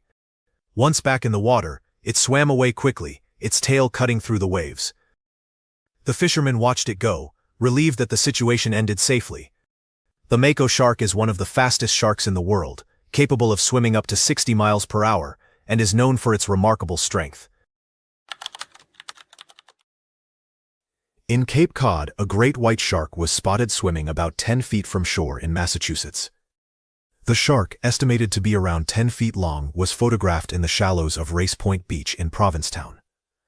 The sighting occurred days after a mother swimming with her baby encountered a shark nearby. When she noticed it in the water, she calmly brought her baby back to shore. The Atlantic White Shark Conservancy has noted an increase in great white shark activity near Cape Cod, likely due to the seal population in the area. The organization encourages beachgoers to remain aware of their surroundings and follow local safety guidance when entering the water. Deep Blue is considered the largest great white shark ever recorded. She measures about 6 meters in length, stands roughly 2.5 meters tall at the dorsal fin, and weighs around 2,226 kilograms. Her massive body bears scars from encounters with prey and other sharks, marking decades of survival in the wild. Female great whites are typically larger than males, and Deep Blue is an extraordinary example. Estimated to be over 50 years old, she has likely given birth many times. Although first spotted in 1990, she was not filmed until 2013, when marine biologist Mauricio Hoyos Padilla and his team encountered her off the coast of Mexico. Padilla described her as the largest female he had ever seen, and videographer Michael Mayer captured the meeting on camera. Despite her size, Deep Blue showed no aggression, calmly circling the research cage and allowing the team a rare close view. As an apex predator, she feeds on seals, sea lions, and other large marine mammals, playing a crucial role in maintaining ocean balance. Believed to still roam the Pacific Ocean, Deep Blue remains a powerful symbol of the strength and importance of great white sharks in marine ecosystems. Chan Ming, a scuba instructor and advertising executive from Shanghai, was on a 5-day diving cruise from Ensenada, Mexico, to Guadalupe Island, known for its great white shark habitats. One of about 20 passengers, he entered the water on October 5th with a camera to film the sharks from inside a metal cage, anchored to the ocean floor. While he was recording, a juvenile great white approached and began circling the cage. Without warning, it lunged, striking the bars with its powerful tail and causing the structure to shake violently. Trapped inside, Ming feared the impact might damage the cage and put him at serious risk. The shark continued circling for about a minute, its fins slicing through the water, before finally losing interest and swimming away. Once the danger had passed, Ming exited the cage and returned safely to the boat, shaken but unharmed. A surfer was enjoying a day in the water at the Bluffs campground in San Onofre State Park in San Clemente, California. Alone in the lineup, he noticed movement out of the corner of his eye and realized it was a great white shark. The shark, estimated to be about 10 feet long, was swimming very close to him. Although surprised, the surfer remained calm. He had seen sharks in the area before, but never at such close range. After passing by, the shark turned and moved in his direction. The surfer quickly rotated his board and paddled steadily toward shore. The shark followed briefly before swimming away. The surfer returned safely, shaken but unharmed by the unexpected encounter. On a sunny day in Miami Beach, Kenny Melendez was flying his drone to capture scenic ocean footage when he noticed a large shadow moving near a swimmer. Curious, He guided the camera closer and realized it was a tiger shark swimming only a few feet from unsuspecting beachgoers. Concerned by how close the shark was to shore, Melendez kept his drone hovering above the water and followed the animal for about 10 minutes.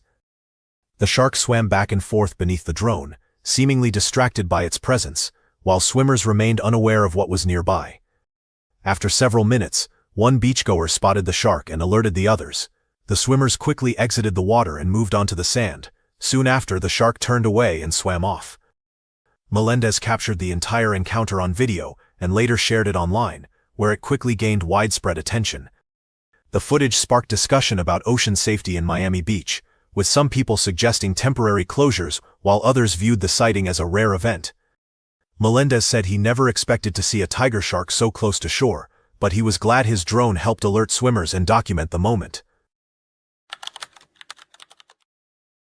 The waters off Magnetic Island are home to bull, hammerhead, and tiger sharks, with the warm seas providing a natural habitat for tiger sharks. In 2015, the Queensland government recorded 12 tiger sharks caught in both Florence Bay and Alma Bay. Shark control efforts use nets and drum lines to reduce the number of large, potentially dangerous sharks and lower risks for swimmers. Professor Cullen Simpfendorfer explains that drum lines, which suspend baited hooks from floats anchored to the seafloor, are designed to catch sharks while they feed and are checked every other day in good weather. Last year, 11 sharks were caught off the strand, including 5 tiger sharks and 3 bull sharks, while 3 were caught at Palarenda. Chris Watts cautions that drum lines are not foolproof, though they can reduce shark numbers in targeted areas. Despite these measures, encounters remain rare. Diver Tom Gellings reports seeing only 1 bull shark and 1 tiger shark in years of diving, noting that sharks are generally not aggressive, but swimmers should remain aware of their surroundings. The water was calm and bright as Joe Petrovich spearfished off the coast of Perth, Australia. After hours of diving, fatigue set in when he noticed a massive great white shark, nearly 15 feet long, circling him. Though in danger, Joe remained calm, relying on years of experience. When the shark lunged, he used his spear gun to defend himself, striking the shark and causing it to pull back. Moments later, the shark approached again. Prepared this time, Joe avoided the attack and used his spear gun once more, hitting its side. The shark responded with greater force, knocking him down and holding him in place. Believing he might not survive, Joe closed his eyes. Suddenly a loud noise startled the shark, and it swam away. Joe looked up to see his friends approaching in a boat. They had witnessed the encounter and rushed to help. They pulled him from the water, shaken but alive. Against overwhelming odds, Joe survived a frightening encounter with a great white shark. Small boats and large sharks can be a risky combination. Jeff Kerr and Andy Casagrande, 2 shark experts, are on a mission to track a giant great white shark. Off the coast of Stewart Island, New Zealand, they travel in a small boat while 2 20-foot sharks swim nearby, curiously approaching. The team attempts to attach a camera to one shark's fin, but the animal's movements make the task challenging. Suddenly, one shark bites at the rope connecting the small boat to a larger vessel. The rope breaks, sending the smaller boat spinning. The sharks continue circling, seemingly intrigued. Kerr and Casagrande remain focused despite the tense situation. One shark strikes the hull with its tail, damaging the boat and causing it to take on water. Knowing the sharks are still close, they decide to stay aboard and wait. After several tense minutes, the sharks lose interest and swim away. Shaken but safe, the 2 researchers realize how close the situation had been. The Black Demon is a legend that has circulated for centuries. According to the story, a massive shark roams the waters off the coast of Mexico. It is often described as being about 15 to 18 meters long, with dark features and a powerful tail. The creature is said to be highly aggressive and has reportedly damaged boats and preyed on marine life, with some accounts claiming encounters involving people. One of the earliest reported sightings dates back to 1535, when Spanish sailors fishing off the Mexican coast claimed they saw a giant shark that struck their ship, resulting in casualties among the crew. Over the years, similar reports have surfaced. In 1934, fishermen in the Gulf of California described seeing an enormous shark they believed was the Black Demon, saying it appeared large enough to dwarf their boat. In 1998, Tourists in Baja California reported a frightening shark encounter while swimming and described the animal as unusually large and dark in color, attributing it to the legend. A man was stunned when he saw a large shark swimming in his backyard. The unidentified resident was walking outside when he noticed something unusual in the water. He soon realized it was a shark, specifically a bull shark measuring about 9 feet long, moving through the flooded yard. Surprised, he took out his phone and began recording. The video shows the shark gliding through the water, its fins visible at the surface. At one point, it swims near the man's dog. In the footage, the man can be heard saying he has never seen anything like it before. The video quickly gained widespread attention online, drawing millions of views and sparking discussions about wildlife encounters in Florida. Some viewers suggested the shark may have wandered into the area due to flooding, while others expressed concern about sharks appearing in residential neighborhoods. Regardless of how it arrived, the incident was an unusual and unexpected wildlife encounter. The man later said he was still shaken but relieved that no one was injured. A fisherman named Johan Potgieter had a close encounter with a great white shark while diving in South Africa. Potgieter was 19 meters underwater searching for reef fish when the shark suddenly appeared just an arm's length away. Startled, he reacted instinctively and used his spear gun to push the shark away.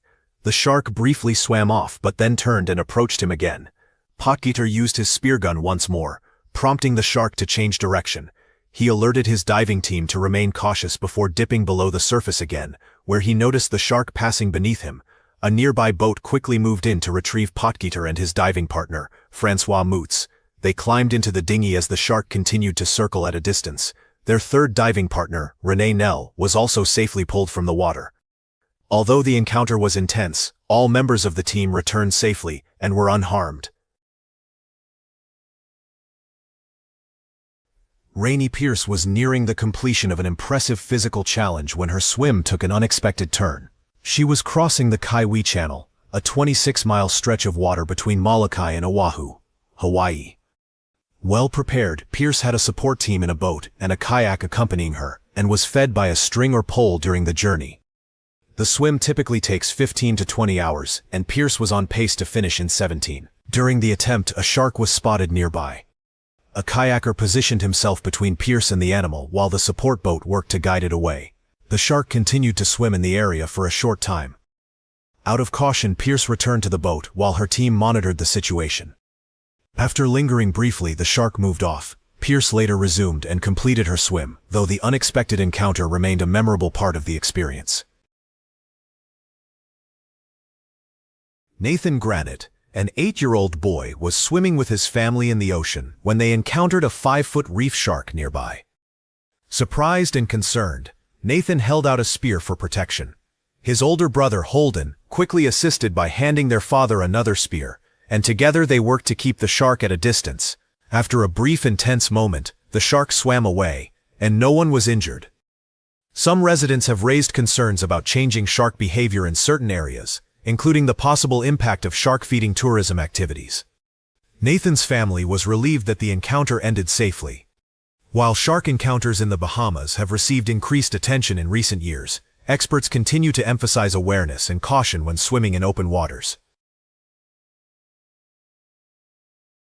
While diving at a depth of more than 57 meters in Papua New Guinea, 2 divers captured a tense encounter on camera. A silver reef shark suddenly approached and made contact with one of the divers, grabbing hold of his leg. The second diver quickly moved in to assist as the shark pulled the diver downward and struggled in the water. Facing a dangerous situation, the diver used a knife to defend himself, striking the shark so it would release its grip. The shark let go and swam away. Silver reef sharks are considered territorial and are known for assertive behavior, particularly when hunting or defending their space. They are commonly found in shallow waters but can also inhabit depths of up to 100 meters. When agitated, they display distinct body movements and are capable of rapid defensive swimming patterns. A great white shark became entangled in a diving cage off the coast of Mexico, with 4 divers inside at the time. The incident occurred near Guadalupe Island, about 25 kilometers west of Ensenada. The divers were aboard the Nautilus Explorer, a vessel that offers cage diving experiences to observe sharks. The shark, estimated to be between 13 and 15 feet long, approached the cage and damaged an air hose, interrupting the primary air supply. The divers responded by switching to their emergency air system. During the encounter, the shark entered the cage through the open top and struggled to free itself. The divers remained calm and positioned themselves safely until the situation was resolved. In this video, several Japanese researchers reportedly placed bait on the ocean floor of the Mariana Trench to observe what marine life might appear. At first, only large fish approached, but later, a massive shark-like figure came into view. Based on its apparent size, some viewers estimated the animal could have measured around 15 meters long. The footage sparked debate online. Some speculated about the possibility of a surviving megalodon, while others suggested it was more likely a Pacific sleeper shark, a species that typically grows between 4 and 6 meters and can inhabit depths of up to 2,000 meters. While there is no scientific evidence that megalodon still exists, the sighting generated discussion about deep-sea mysteries and how little we know about the ocean's depths. What do you think the creature could have been? OceanX is a research team that specializes in exploring the deep ocean and discovering new species. In July 2019, they successfully tagged an animal from a submarine for the first time. While exploring deep waters in the Bahamas, they encountered a large snub-nosed shark swimming nearby. These sharks are difficult to study because they inhabit deep environments and do not rely on daylight. Although this was not a frightening moment, it was a remarkable one, especially when the shark briefly looked directly into the submersible's camera, creating a memorable scene. Here we see a photograph reportedly taken on December 18, 1942, near Cape Town, South Africa. The image appears to show a large fin near German U-boats, and was later said to have been found in wartime archives. A German U-boat measured roughly 65 meters in length, and some viewers attempted to estimate the size of the creature in the photo by comparison. Based on these rough comparisons, some speculated that the animal could have measured up to 30 meters long, leading to claims that it might resemble the prehistoric megalodon. However, there is no scientific evidence that megalodon still exists. Many researchers and historians remain skeptical about the image, suggesting it may have been altered or misinterpreted, and questioning why it surfaced long after it was supposedly taken. According to various reports, a large shark was said to have washed up on a beach on Long Island in Australia. Witnesses estimated its length to be between 8 and 12 meters. However, by the time authorities arrived, the animal was no longer there. Some suggested it may have returned to the water, though no confirmed explanation was given. Speculation quickly spread online, with some claiming the shark could have been a surviving megalodon. However, there is no scientific evidence that megalodon still exists.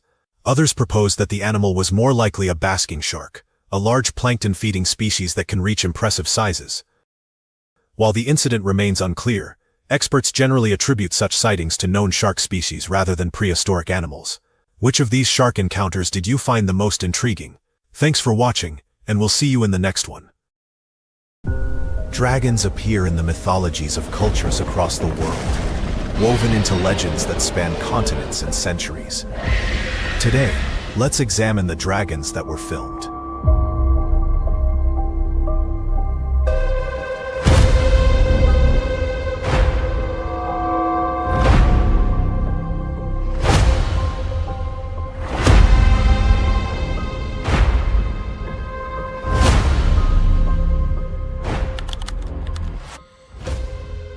In 2010, a strange creature was said to be caught in a village near Monterrey in Mexico. Many villagers claimed they saw something moving through the sky. The area is known for tales of magic, and some locals say that witches fly above the town. People there also speak of shapes that look like dragons over the village. The video from that day seems to show two figures, though some viewers argue it is only a bird. Others think it might be related to the pterosaur or to the Draco lizard. Both of these animals look like small dragons, even though they are smaller than the dragons in stories. If real dragons never lived, these creatures may be the closest match, and perhaps larger dragon species once existed long ago. This video is believed to show a flying dragon and is described as the most convincing footage ever filmed. In the clip, the creature moves above mountain ranges in China and is said to have appeared there in 2016. The image is not clear, yet many viewers still think it shows a real dragon. Some argue the video was edited, while others say that because it was recorded in China, it fits old stories that dragons were real. Another idea is that the figure in the sky is a pterosaur, a flying reptile that vanished millions of years ago, or that the scene was made as a promotion for the Game of Thrones series. Reports claiming that a dragon had been discovered in a remote location spread rapidly after video footage appeared online. Some versions identified in the Philippines as the site of the discovery, while others asserted that the creature had been found in China, Mexico, or Yemen. A more fundamental issue concerns the creature's origin and survival. If a dragon had truly fallen from the sky, it would have required a viable habitat, a substantial and consistent food source, and a breeding population capable of sustaining the species. An animal of that magnitude could not exist without leaving tangible traces in its environment. The footage was recorded in 2012, during the grand opening of the new Fantasyland expansion at Walt Disney World's Magic Kingdom, an event that had been kept strictly confidential to heighten its dramatic effect.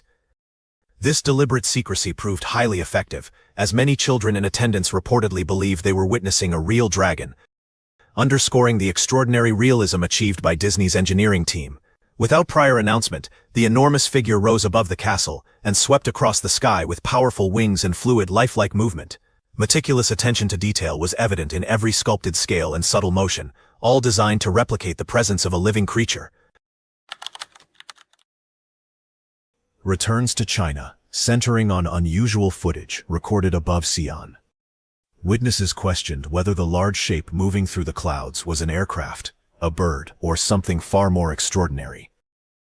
The video shows a massive figure gliding across the sky, partially concealed by clouds, leading to speculation that it might depict a real dragon.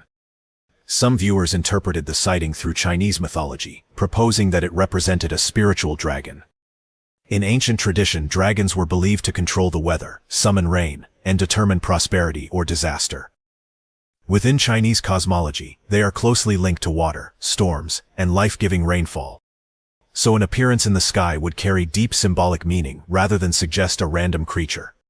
One argument suggests the image resembles a large-scale projection, achievable through modern projection mapping onto clouds or mist, potentially creating a convincing illusion. Others contend that the scale, fluid motion, and integration with the clouds would be difficult to replicate convincingly with current technology. Additional theories point to imagery inspired by anime franchises such as Pokémon or Dragon Ball, raising the possibility of viral marketing or sophisticated digital editing. Xi'an's historical significance as the starting point of the Silk Road adds symbolic intrigue, yet cultural relevance does not constitute proof. The sighting remains unresolved, contributing to the ongoing debate over whether dragons exist beyond myth. In June 2014, a photograph went viral after being presented as evidence of a real water dragon. At first, almost no background information accompanied the image, which only intensified public curiosity. The pale creature depicted in the photo appeared to share several features commonly associated with legendary dragons, though widespread skepticism quickly followed. The image showed a slender, serpentine body, measuring roughly 3 meters in length, along with horns and clawed limbs. Its white or pale coloration was unusual for a reptile, yet not biologically impossible. The overall form more closely resembled traditional Asian dragon depictions than the heavier winged dragons of Western folklore. According to an unidentified source, the creature had allegedly been caught by a fisherman near a freshwater lake in Mongolia before being transported to Beijing for scientific examination. Speculation persists that undiscovered species might inhabit remote lakes, particularly given the long history of reported lake monsters worldwide. Without access to a physical specimen or verifiable scientific analysis, the photograph cannot be conclusively authenticated or debunked. The absence of follow-up information remains one of the most striking aspects of the case, as legitimate scientific discoveries rarely disappear without a trace. What do you think about this? Please let me know your opinion, And don't forget to check out more interesting content in the top right corner of your screen. A short video filmed in China circulated on Facebook around 2017, after claims surfaced that it showed a baby dragon. The footage featured a small green creature lying inside a box filled with bedding material, appearing motionless at first. After a few seconds, it opened its eyes and slowly looked around, movements that many viewers considered convincingly lifelike. The subtle eye motion and cautious head shifts created a strong impression of awareness. Because the clip lasted only 9 seconds, meaningful analysis proved difficult, fueling speculation rather than clarity. Some observers argued that the creature was simply a toy, pointing out that modern animatronics can realistically simulate blinking, breathing, and natural movement. With current technology, a highly convincing dragon model would be feasible. Others contended that the skin texture and detailed eye movements seemed too natural to be artificial, suggesting the possibility of an unknown species or even a genetic experiment. A more plausible explanation proposed that the animal was a salamander mistaken for something mythical. Species such as the axolotl or the Chinese giant salamander possess unusual traits, including external gills, wrinkled skin, and uncommon body shapes that can appear extraordinary to the untrained eye. Scientifically, salamanders are amphibians with no link to legendary dragons. However, it is possible that ancient dragon myths were influenced by encounters with unfamiliar reptiles or amphibians, later embellished in folklore. Without longer footage or scientific verification, the creature's true identity remains unresolved. The next case shifts to the United States, specifically Ohio, where unsettling footage was reportedly captured in 2014. The video appears to show a massive winged creature flying low over a residential neighborhood, close enough to nearby houses for its body structure to be clearly visible. Although the sighting lasts only a few seconds before the figure disappears behind a house, the brief glimpse has been enough to disturb many viewers. Some observers describe the creature as an oversized bat due to the apparent structure of its wings, which resemble the membrane-based design of bats rather than the feathered wings of birds. Bat wings consist of stretched skin supported by elongated finger bones, and the Ohio figure seems to share this characteristic. However, no known bat species approaches the size suggested in the footage. Even the largest flying foxes have wingspans of roughly 5 to 6 feet, whereas the creature in the video appears to span 15 to 20 feet or more. Skeptics argue that the clip could be computer-generated imagery, noting that modern CGI technology is capable of producing highly convincing illusions. The short duration and relatively low resolution of the video may in fact make fabrication easier, as limited detail reduces the effort required to create realism. Whether the footage depicts a genuine unknown creature or a carefully crafted hoax remains uncertain, but the mystery continues to draw attention within cryptozoological discussions. Another video, reportedly recorded in May 2016 at an undisclosed location, begins with a view of overcast skies as the individual filming attempts to capture a strange creature that had just flown past. The unsteady framing has been cited by some as a sign of authenticity, since unexpected events often result in frantic, imperfect recordings rather than polished, stable shots. Moments later, the creature appears from the clouds and is briefly visible in full view. The figure seems to possess a long, serpentine body and wings beating in a steady rhythm, with a flight pattern that does not clearly resemble any known bird or aircraft. After several seconds, it passes behind a tree and vanishes from sight. Attempts to relocate it on camera prove unsuccessful, and the entire encounter lasts no more than 15 to 20 seconds. As with several similar cases, the original upload was later removed from YouTube, leaving only limited copies and little contextual information. The repeated disappearance of such videos has fueled speculation, ranging from simple deletion by creators unable to substantiate their claims, to platform policy enforcement or even deliberate suppression by authorities. Without physical evidence or scientific verification, interpretation ultimately depends on individual judgment, as the footage alone cannot conclusively establish authenticity or fabrication. This video, filmed in Dallas several years ago, documents another mysterious sighting, though little is known about its creator. The footage shows a large winged creature perched atop a radio tower, structures that often reach hundreds of feet in height. Its presence at such an elevation implies either significant size or unusual boldness.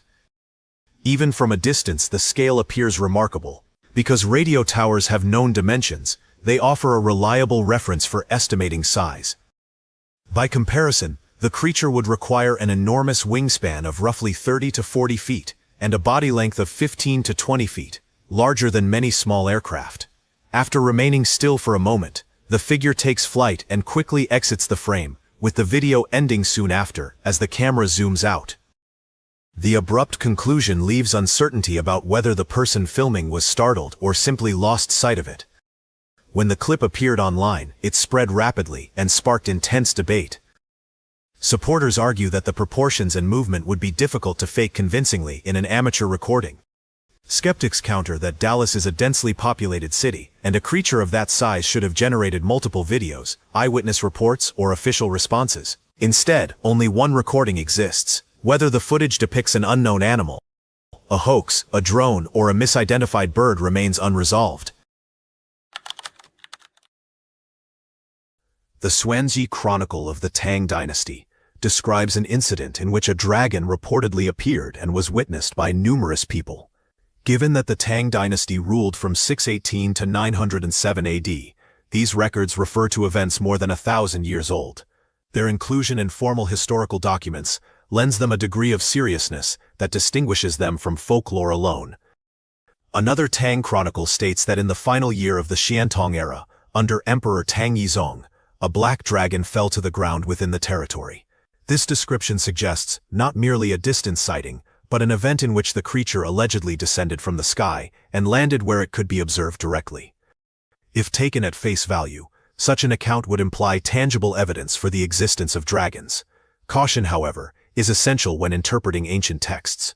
Historical chronicles often blended observable events with symbolic or supernatural explanations.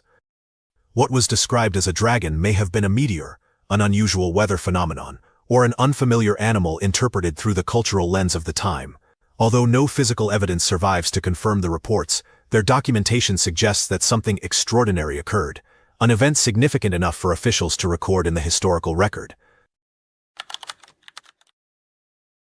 Sangria, a city in China's Hunan province, is celebrated for its extraordinary landscape, where colossal rock mountains rise sharply into the sky. For generations, local communities have preserved legends of dragons soaring above these peaks, a tradition deeply embedded in regional culture. When an anonymous individual recorded footage of what appeared to be a flying dragon, the story quickly drew widespread attention. The images were described not as a distant blur, but as relatively clear footage of a winged figure moving through the air in a manner inconsistent with any known bird or aircraft. Some Western traditions, Chinese dragons symbolize power, fortune, and strength, and are regarded as benevolent forces associated with reign and prosperity. Having been woven into the fabric of Chinese civilization for thousands of years, these symbols carry profound meaning, which lends particular weight to any alleged sighting. An account from the Southern Song dynasty provides an even more detailed description. In the 32nd year of the Shaoxing era, during the 12th century, a dragon was reportedly found dead on the shore of Lake Taibai. The record describes a creature with a long beard, large scales, a black back, and a white belly, details that suggest a direct observation rather than abstract mythology. According to the chronicle, fins extended from its back and 2 horns rose from its head, while the body measured approximately 6 meters, or about 20 feet in length. Legs reportedly protruded from its underside, and were covered by a red membrane. This combination of fins and legs does not correspond to any known species. The text further notes that the carcass emitted a powerful odor detectable from miles away, a detail consistent with the decomposition of a large animal, and therefore lending a degree of realism to the account.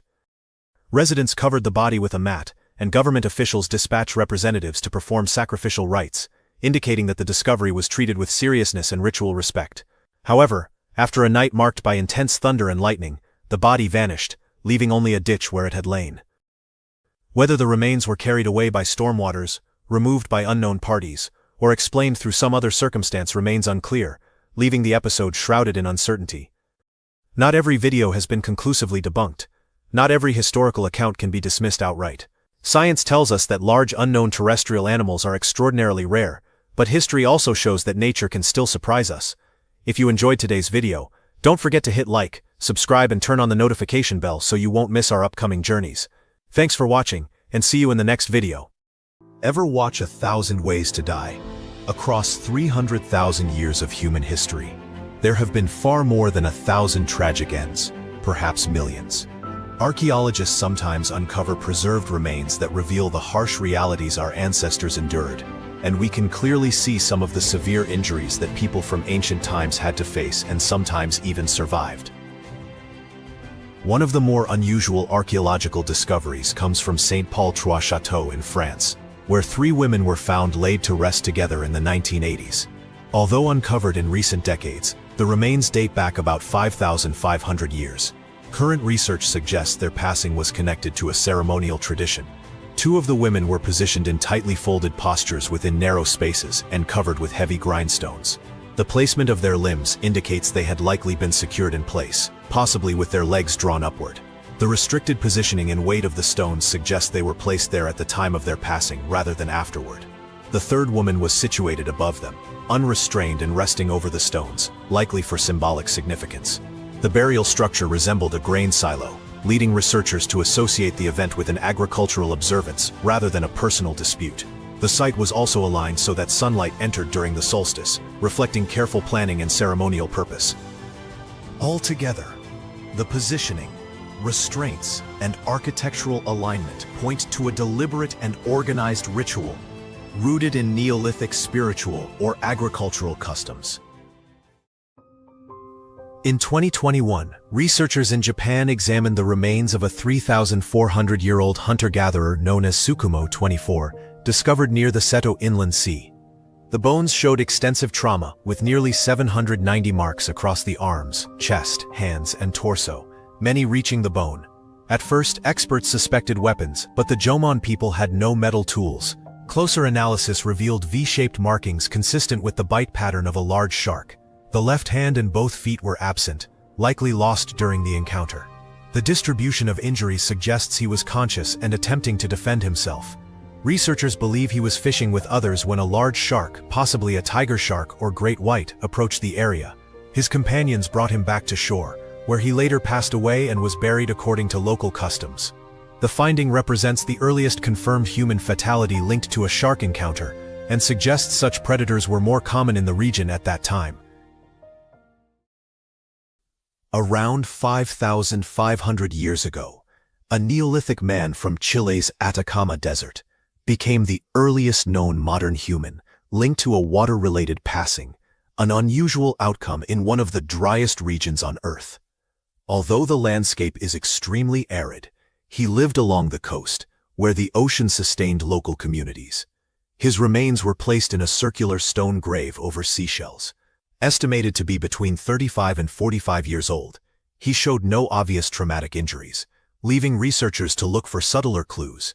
Those clues came in the form of microscopic algae called diatoms, found within his bones. These tiny organisms can enter the body when seawater is inhaled, and later settle into bone tissue, strongly suggesting he lost his life at sea. His skeleton also reflected a demanding lifestyle, including joint degeneration, strain in his legs from frequent squatting, pronounced wear in his upper body from rowing or swimming, and signs of nutritional stress possibly linked to parasites from seafood. He was laid to rest alongside 3 others, an adult man, an adult woman, and an infant, who appear to have passed around the same time. However, no similar marine traces were found in their remains. While the region is known for seismic activity, current evidence suggests he likely perished in an accident while gathering food, whereas the others seem to have succumbed to separate challenges in the harsh desert environment. Which small error resulted in one of the worst diving accidents in history. On September 30th, 1999, 35-year-old Hisashi Ochi was working at a nuclear fuel processing facility in Tokaimura, Japan, assisting with uranium preparation for reactor use. During the process, an excessive amount of material was introduced into a tank, leading to an unintended nuclear reaction signaled by a brief blue flash. Ochi was exposed to an exceptionally high level of radiation, estimated at twice the amount generally considered survivable. He was admitted to the hospital with acute radiation effects. In the days that followed, his condition steadily worsened, as his bone marrow lost its ability to produce new cells, preventing his body from recovering. Medical teams pursued extensive interventions, including a stem cell transplant from his sister, ongoing transfusions, and experimental treatments. Despite these measures, his overall condition continued to deteriorate as multiple organ systems became compromised. After 83 days under intensive medical care, Ochi passed away in December due to cardiac complications associated with systemic organ failure. Subsequent investigations determined that insufficient safety protocols and oversight at the facility contributed to the incident. Pain was once a constant part of life, especially before modern technology. The girl of the Ukter, known as Mora, illustrates this harsh reality. Discovered in 2000, she was first thought to be a modern missing person, but testing revealed she was an Iron Age bog body from Germany. Though only 17 to 19 years old, she had endured severe physical hardship. Her skeleton showed widespread damage, consistent with intense manual labor, likely carrying heavy loads through marshland. Mora survived 2 major head injuries, suggesting significant trauma that may have caused lasting neurological symptoms. She also had a benign tumor at the base of her skull, spinal curvature, chronic leg inflammation, childhood malnutrition, and signs of repeated illness during harsh winters. Even by Iron Age standards, when life expectancy was around 26 years, her life was especially difficult. The cause of her death remains unknown, though intentional harm is considered unlikely. Found unclothed and alone in a peat bog, she may have been deliberately placed there, possibly to conceal something. Tragically, her remains were accidentally damaged during discovery, requiring extensive reconstruction. Moreau's story reflects the relentless physical suffering many endured in the ancient world. In the late 17th century, Dutch statesman Johan de Witt helped lead the Netherlands during a time of prosperity and strong international influence, securing peace agreements and supporting its thriving trade network. However, in 1672, later remembered as the Year of Disaster, France launched an invasion, and the nation suffered major setbacks. Public frustration soon shifted toward de Witt, while support grew for his rival, William III of Orange. During this unrest, Johan's brother Cornelis was detained on suspicion of plotting against William. When Johan traveled to The Hague to see him, a large and angry crowd gathered outside. With minimal protection, the brothers were overtaken by the mob and lost their lives. Their remains were put on public display, and reports indicate they were treated in a deeply disrespectful manner amid the chaos. The episode marked a major turning point in Dutch politics, bringing de Witt's leadership to an abrupt end and highlighting the volatility of the period. Researchers uncovered the remains of more than 28 early humans at the Peking Man site in China, dating back several 100,000 years. Many of the skeletons showed evidence of fatal encounters, with about 67% bearing tooth marks from a large prehistoric carnivore. The damage matches an extinct species of giant hyena that could weigh over 330 pounds and had heads larger than modern lions. Numerous skulls and bones displayed heavy breakage consistent with powerful feeding behavior. Evidence suggests the cave functioned primarily as a hyena den rather than a permanent human shelter. Stone tools found nearby indicate early humans likely used the cave at different times, possibly after the animals had left. The presence of tooth-marked human bones alongside the absence of tool marks on hyena remains suggests these predators sometimes fed on early humans. This indicates that early humans were not always the dominant species in the region. Despite their tools and group living, they faced serious threats from large Ice Age carnivores, and survival likely depended on avoiding these powerful pack hunters. On Saturday, November 5, 1983, in the Norwegian sector of the North Sea, a routine operation on the Biford Dolphin oil rig turned tragic. 4 saturation divers were servicing equipment at depths of up to 500 feet, living for weeks in highly pressurized chambers to prevent decompression sickness. Their safety depended on careful coordination, especially from tenders responsible for managing the diving bell and maintaining a sealed, pressurized system. That morning, as 2 divers were being transferred into a living chamber, the diving bell was detached before the chamber door was fully secured, likely due to human error or equipment failure. The sudden release of 9 atmospheres of pressure, more than 130 pounds per square inch, caused rapid decompression. The incident resulted in the loss of 5 crew members and serious injury to another. The tragedy led to major reforms in commercial diving safety and accelerated the shift toward remotely operated vehicles for deep-sea work. How did a Disney ride turn into a deadly spinning chamber? In July 1974, 18-year-old Deborah Gale Stone was working as a hostess at Disneyland's new attraction, America Sings, a rotating theater with animatronic performers. Guests sat in sections separated by moving walls that shifted every 4 minutes during the 24-minute show, with a brief pause to allow people to exit and enter. Just 9 days after the ride opened, during a late show around 11 p.m., Deborah was guiding guests when the rotating wall began to move. She became trapped between a stationary stage and the moving wall, and did not survive the incident. Some initially believed the sounds were part of the performance. The attraction closed temporarily, reopened 3 days later with added safety features, and her parents later received a settlement. The incident remains one of the park's most tragic accidents. In July 1184, in Erfurt, in what is now central Germany, 18-year-old King Henry VI met with nobles to mediate a land dispute between Landgrave Louis III of Thuringia and Archbishop Conrad of Mainz. The meeting took place on the upper floor of a 2-story building near the cathedral, beneath which was a large waste pit. As dozens of nobles and clergy gathered, the weakened wooden beams gave way. The upper floor collapsed, breaking through the level below and sending an estimated 60 to 100 people into the pit. Many did not survive the incident due to injuries and the conditions inside. Henry and Conrad avoided harm because they were seated in a stone alcove, while Louis was later rescued. The event became one of the deadliest accidents of the medieval period. In December 2010, 54-year-old Alan Catterall, a senior supervisor at Piranha Moldings in Cheshire, England, was cleaning an industrial oven used to mold plastic kayaks. The oven could reach temperatures of 536 degrees Fahrenheit, or 280 degrees Celsius. While he was inside, a coworker unknowingly switched it on, causing the door to close automatically. As the temperature rose, workers were alerted by smoke and discovered Alan inside. He did not survive. An investigation found the oven doors were designed to shut when power was restored, a known safety risk that had not been properly addressed. The company was convicted of corporate manslaughter and fined more than £200,000, roughly $260,000, and safety procedures were later improved, including the addition of escape hatches.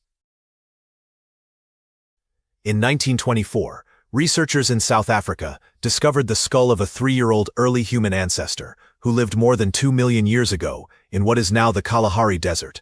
The fossil was named the Tong Child after its discovery site. For decades, the cause of death remained unknown. The skull showed distinct marks around the eye sockets and on the top of the head, indicating an aerial predator. The pattern closely matched evidence seen in modern primates taken by large birds of prey. Researchers concluded the child was likely carried off by a giant eagle, which would have taken it to a high perch. Fossil evidence suggests that ancient Africa was home to birds of prey larger than those alive today, capable of hunting small early humans. The Tong Child became the earliest known example of a human ancestor, lost to a bird attack, highlighting the many dangers faced by early humans. In Latvia, researchers uncovered the remains of a 5,000-year-old hunter-gatherer, who passed away at around age 20.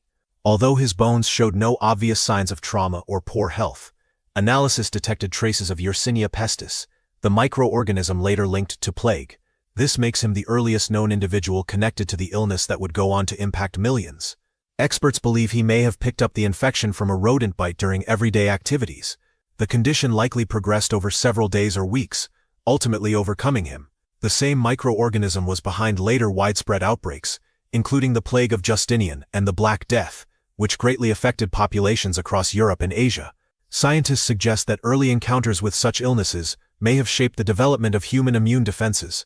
The finding underscores that humanity has been navigating serious health challenges for thousands of years. In France, archaeologists uncovered the remains of about 40 people dating to 6500 BC, many of whom had openings carefully made in their skulls. The markings indicate one of the earliest known forms of cranial treatment, with roughly 1/3 of the individuals at the site undergoing the procedure. The method involved cutting or scraping an opening into the skull using sharpened stone tools or seashells, performed without modern anesthetics. It was likely intended to address head trauma, seizures, severe headaches, or possibly spiritual beliefs. More than 60% of the skulls show no signs of recovery afterward, suggesting many individuals did not survive long following the operation. Those who did endure the procedure likely faced long and difficult recoveries. Evidence shows the practice was carried out on adults and children alike, and in some cases more than once, remaining in use for thousands of years despite its significant risks. In Tanzania, researchers identified the remains of a 1.8 million-year-old Homo habilis specimen known as OH7. This early human ancestor stood about 4 feet tall and lived in wetland environments shared with large predators. His left leg shows deep impressions consistent with an encounter involving an extinct giant crocodile species that could reach more than 25 feet in length and weigh over 2 tons. Portions of the limb were lost during the event. The skull also bears long grooves at the back, matching the pattern associated with a large feline predator, possibly leopard-sized. The absence of healing suggests he did not survive these encounters. Scientists believe he may have been seized near the water's edge, and then further harmed amid the dangerous conditions of the ancient landscape. At the La Brea tar pits in Los Angeles, paleontologists uncovered the remains of a woman who lived about 10,000 years ago.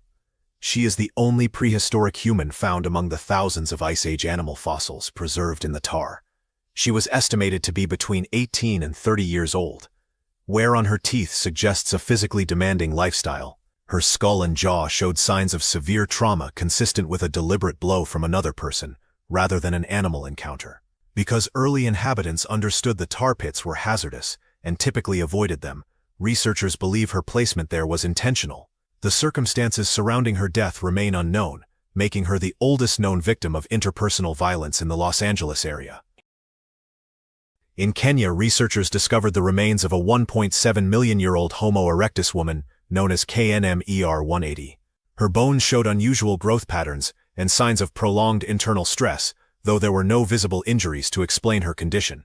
Analysis suggests she represents the earliest known case of vitamin A toxicity in humans. Evidence indicates she endured the effects for weeks or months before passing.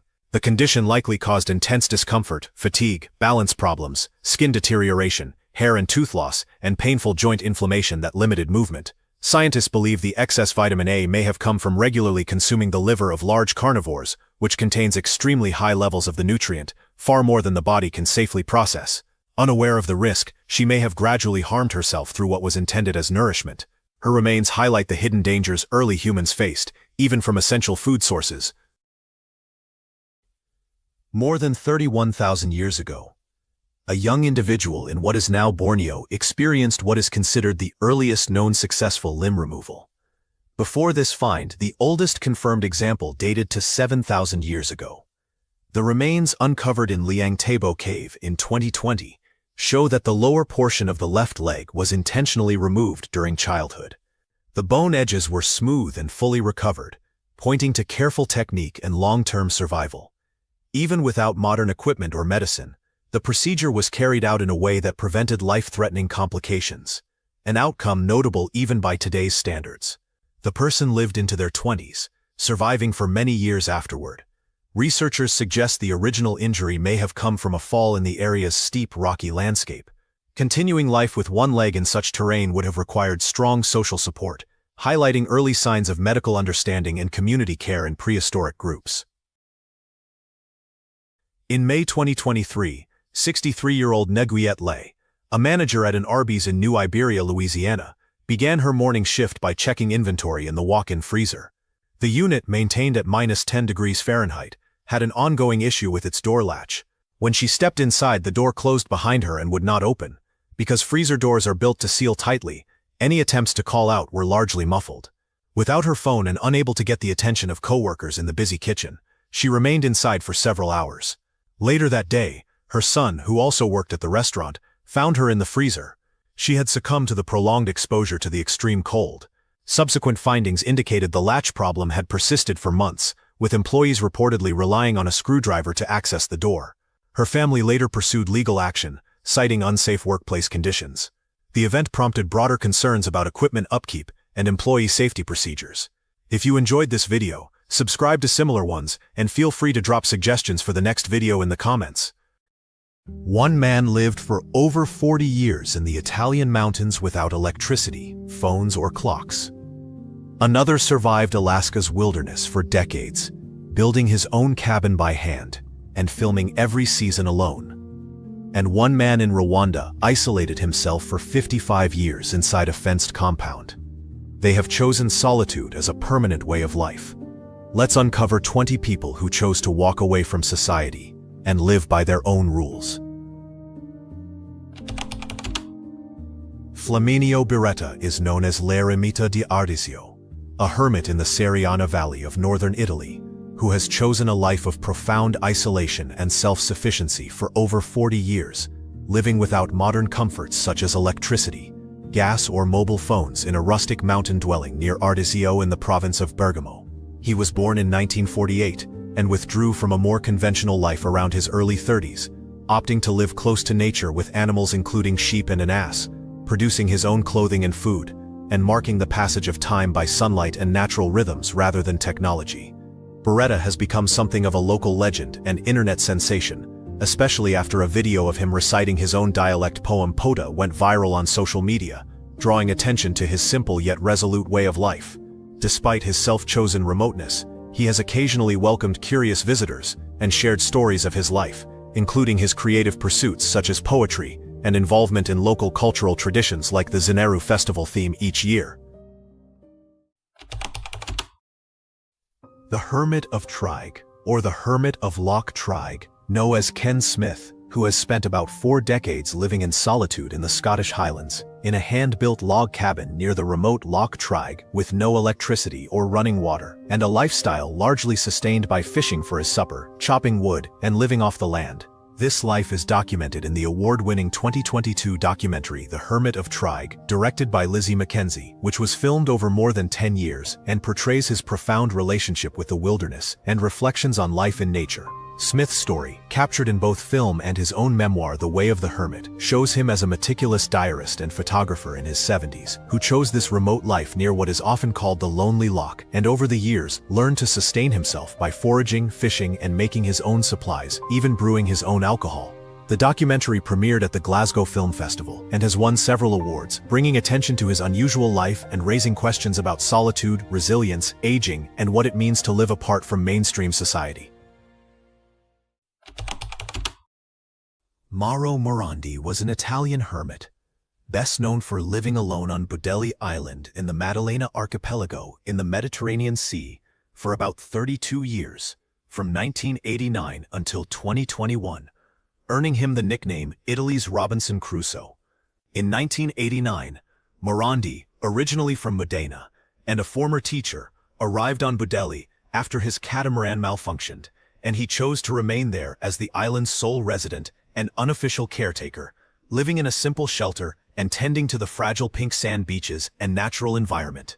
Over the decades, he maintained the island's paths, kept the beaches free of trash, shared basic ecological knowledge with occasional visitors, and lived with minimal modern distractions, relying on supplies brought from nearby La Maddalena and his own resourcefulness.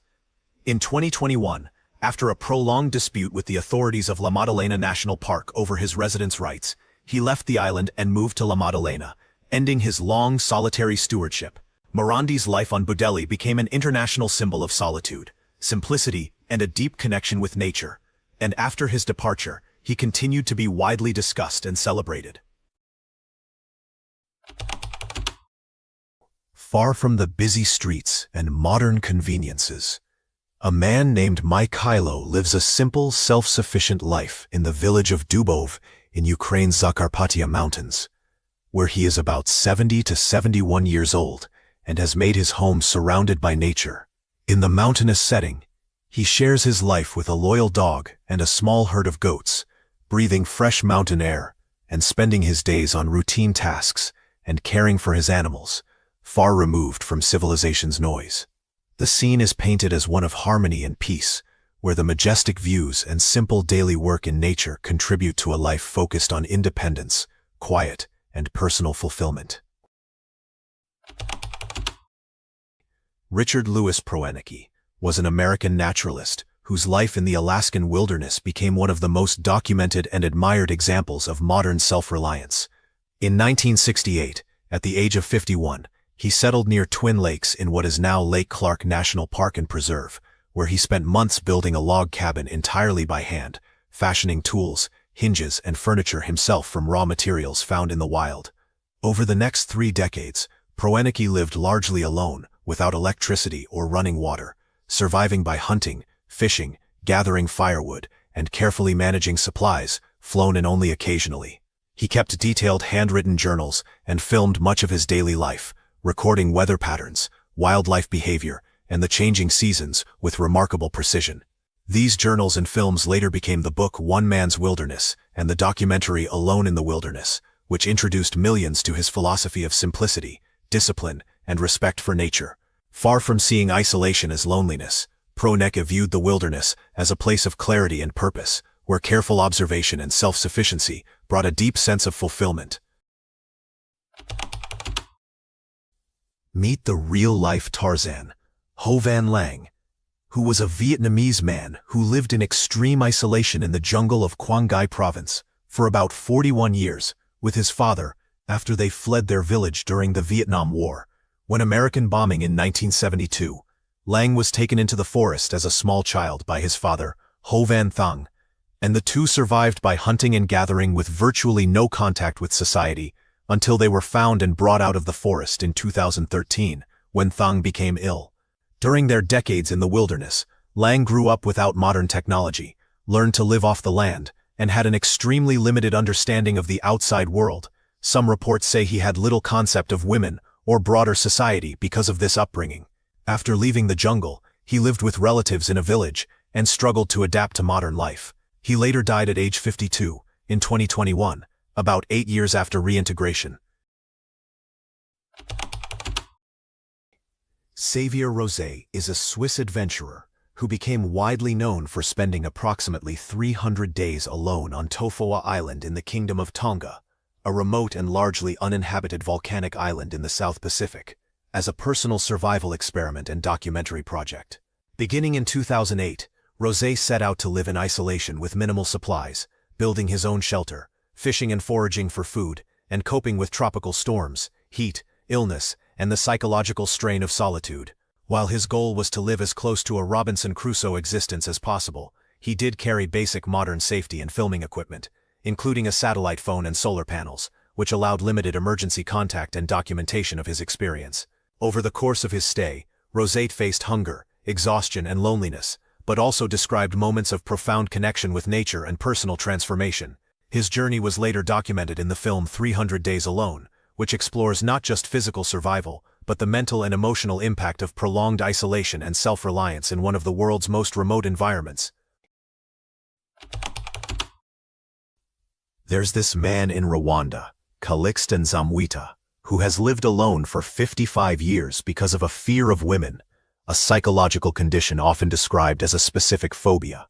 According to multiple reports, Nzamwita's fear began when he was a teenager, and at around 16 years old he fenced off his home to avoid any contact with women, choosing to remain within his compound in Ruhengeri, now Musanze district, to limit social interaction. Over the decades he has lived a simple, solitary life, performing everyday tasks, such as cooking and sleeping within his enclosed space, while neighbors leave food, water, and other necessities at a safe distance, so he never has to face the outside world directly. Despite his long isolation, Nzamwita has stated in interviews covered by news outlets that he does not miss society and prefers to maintain his solitary existence, a lifestyle that has drawn international attention for its longevity and the psychological motivations behind it. Samuel has lived alone for approximately 20 years in the remote wilderness of Siberia's Yakutia region, enduring some of the most extreme cold on the planet, where winter temperatures can fall to around -96 -F. His life unfolds in a small self-made wooden cabin lacking electricity, heating, and proper windows, set deep within a frozen forest inhabited by bears and wolves, with only his dogs for regular companionship. Daily survival depends on relentless physical labor as he gathers firewood, melts ice and snow for drinking water, and adapts continuously to the harsh, unforgiving seasonal cycles that define life in the Siberian taiga. From frozen forests, the story shifts south to meet Faustino Barrientos. Often described as a Patagonian gaucho, he has lived an extraordinarily remote life on the shores of Lake O'Higgins in southern Chile since 1965. Occupying a dwelling he fashioned from the remains of a shipwrecked vessel in one of Patagonia's most isolated regions.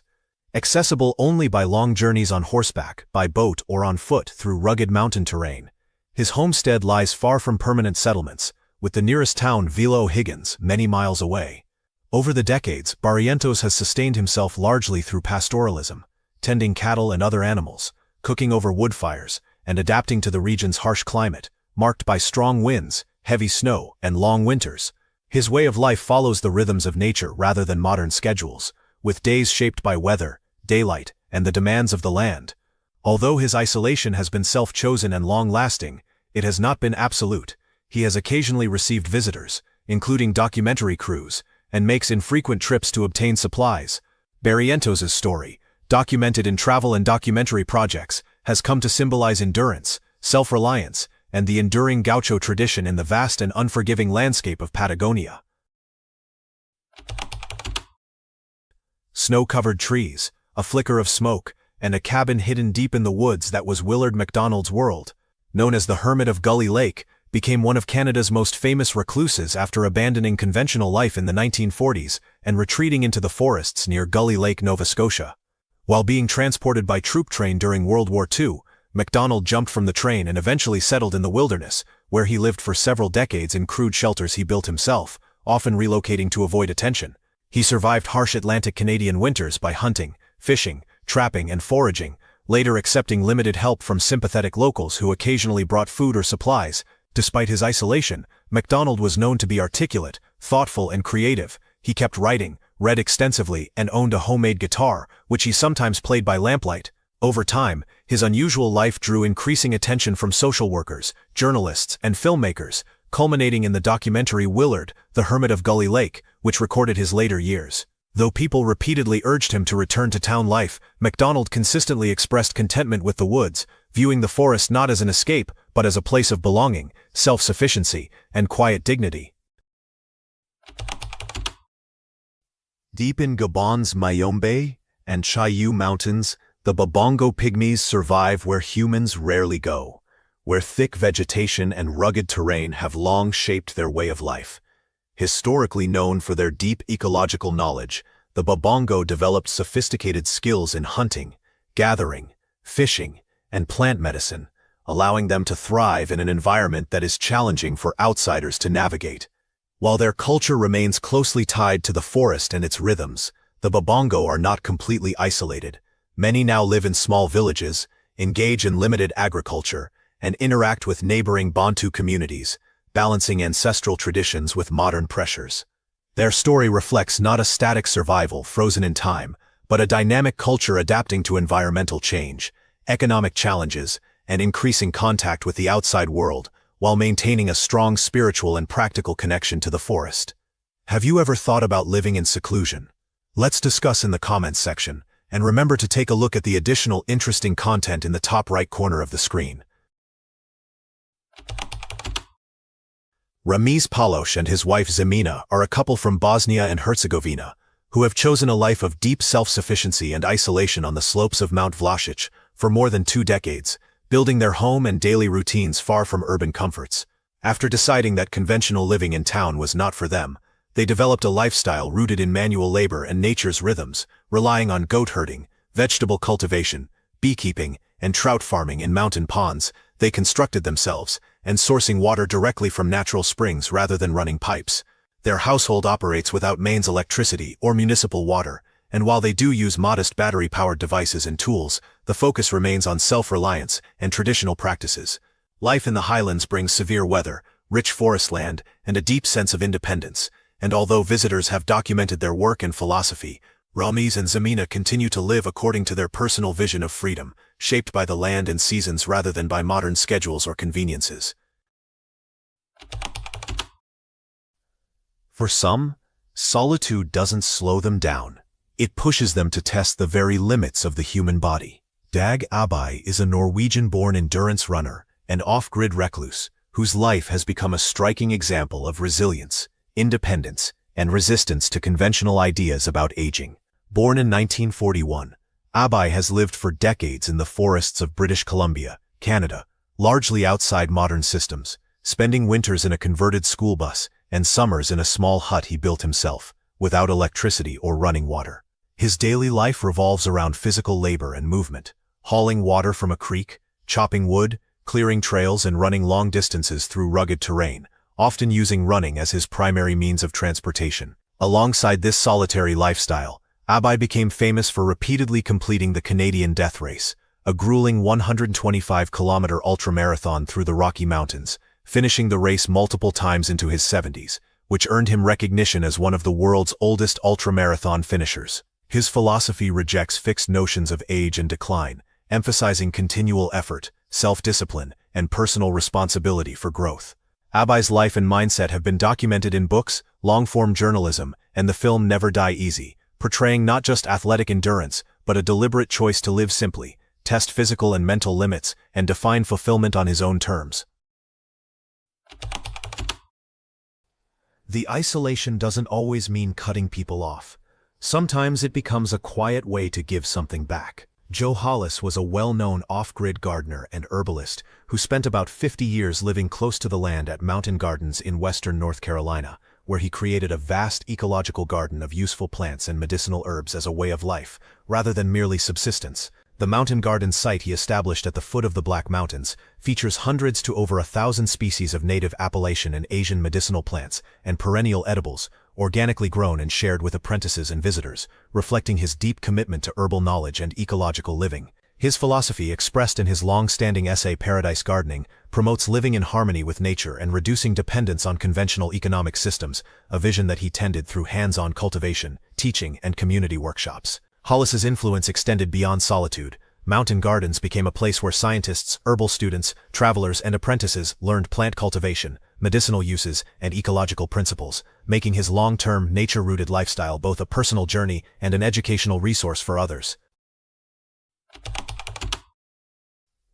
Pedro Luca is a real Argentine man who became locally famous for living in a mountain cave near San Pedro de Colalao in Tucumán province, Argentina, for about 40 years with minimal modern comforts, choosing a life deeply connected to the natural world over conventional society. Luca built his home in a rock shelter high in the hills without electricity or running water, relying on a nearby creek for water, hunting with a rifle, and raising animals such as roosters and goats to sustain himself, while making long treks down the mountain, up to several hours, to collect supplies and his pension from town.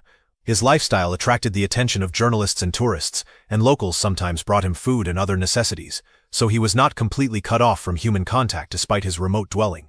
Luca has stated in interviews that he is content with his solitary life and does not regret his choice, viewing the wilderness as his home and expressing satisfaction with the independence it offered.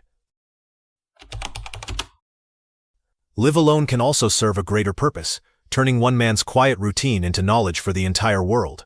Billy Barr is a Colorado resident and citizen scientist whose decades-long commitment to daily climate observation has made him an unexpected hero for researchers studying environmental change in the Rocky Mountains. In the early 1970s, Barr moved to Gothic, Colorado, a remote former mining town at high elevation near the Rocky Mountain Biological Laboratory, where he built a simple mountain cabin and began recording snowfall, snow depth, temperature, and other weather data more or less every day. Over nearly 50 years, his meticulous logs, initially handwritten and later digitized, have become one of the longest continuous alpine climate datasets in the United States, rare for its consistency and duration in such a challenging environment. Scientists now use Barr's records to help calibrate snow sensors, analyze long-term trends in snowpack and temperature, and better understand the impacts of climate change on alpine ecosystems, while Barr himself continues his routine of measuring snow each morning before breakfast. Living off-grid with wood heat and modest solar power on the edge of the vast Colorado wilderness, Barr's life illustrates how persistent, patient observation in a single place can provide invaluable insights into the natural world. Gregory P. Smith is an Australian academic whose life story spans extreme social withdrawal and later intellectual reintegration. After years of personal trauma, homelessness, and disillusionment with society, Smith retreated into a rainforest in northern New South Wales, near the Byron Bay region, where he lived as a recluse for an extended period. During this time, he survived by foraging and eating insects and small animals, enduring isolation, hunger, and exposure while finding temporary refuge from what he described as the overwhelming pressures of human society. Although the forest did not instantly heal him, the absence of human noise and social demands gave him space to reflect and eventually reconsider his place in the world. After leaving the rainforest, Smith re-entered society through education, completing preparatory studies before enrolling at university, where he discovered sociology as a way to understand the very society he had rejected. He went on to earn a PhD, become a university lecturer, and publish his memoir Out of the Forest, using his experience to explore themes of alienation, resilience, and the possibility of personal transformation later in life. Before modern recluses, some sought solitude, not for survival or freedom, but for the soul itself. Christian monastic life in the Judean wilderness developed as a distinctive form of spiritual devotion from the 4th through the 7th centuries AD, when large numbers of ascetics, hermits, and monks withdrew into the harsh rocky landscape east of Jerusalem to pursue a life of solitude, prayer, and ascetic discipline. This movement, often referred to as desert monasticism, was inspired by the biblical examples of figures like Elijah, John the Baptist, and Jesus, who are depicted in Scripture as spending time in the wilderness, and monks sought to emulate their solitude and closeness to God through prayer, fasting, and withdrawal from worldly life. At its height during the Byzantine period, the Judean desert was dotted with hundreds of hermitages and dozens of organized monastic communities. While some monks chose complete isolation for extended periods, others participated in communal worship and ritual life in Cenobitic monasteries. Over time, these desert communities attracted pilgrims, became centers of spiritual teaching, and left an enduring legacy in Christian spirituality that influenced later monastic movements across the Christian world. These 20 stories reveal that living alone is not a single idea, but many deeply personal choices. In an age of constant noise, speed, and connection, these solitary paths invite reflection, not to abandon society, but to reconsider our relationship with time, nature, and ourselves. Sometimes, by looking at those who chose to live alone for many years, we understand our own lives a little more clearly. If you enjoyed today's video, don't forget to hit like, subscribe, and turn on the notification bell so you won't miss our upcoming journeys. Thanks for watching, and see you in the next video.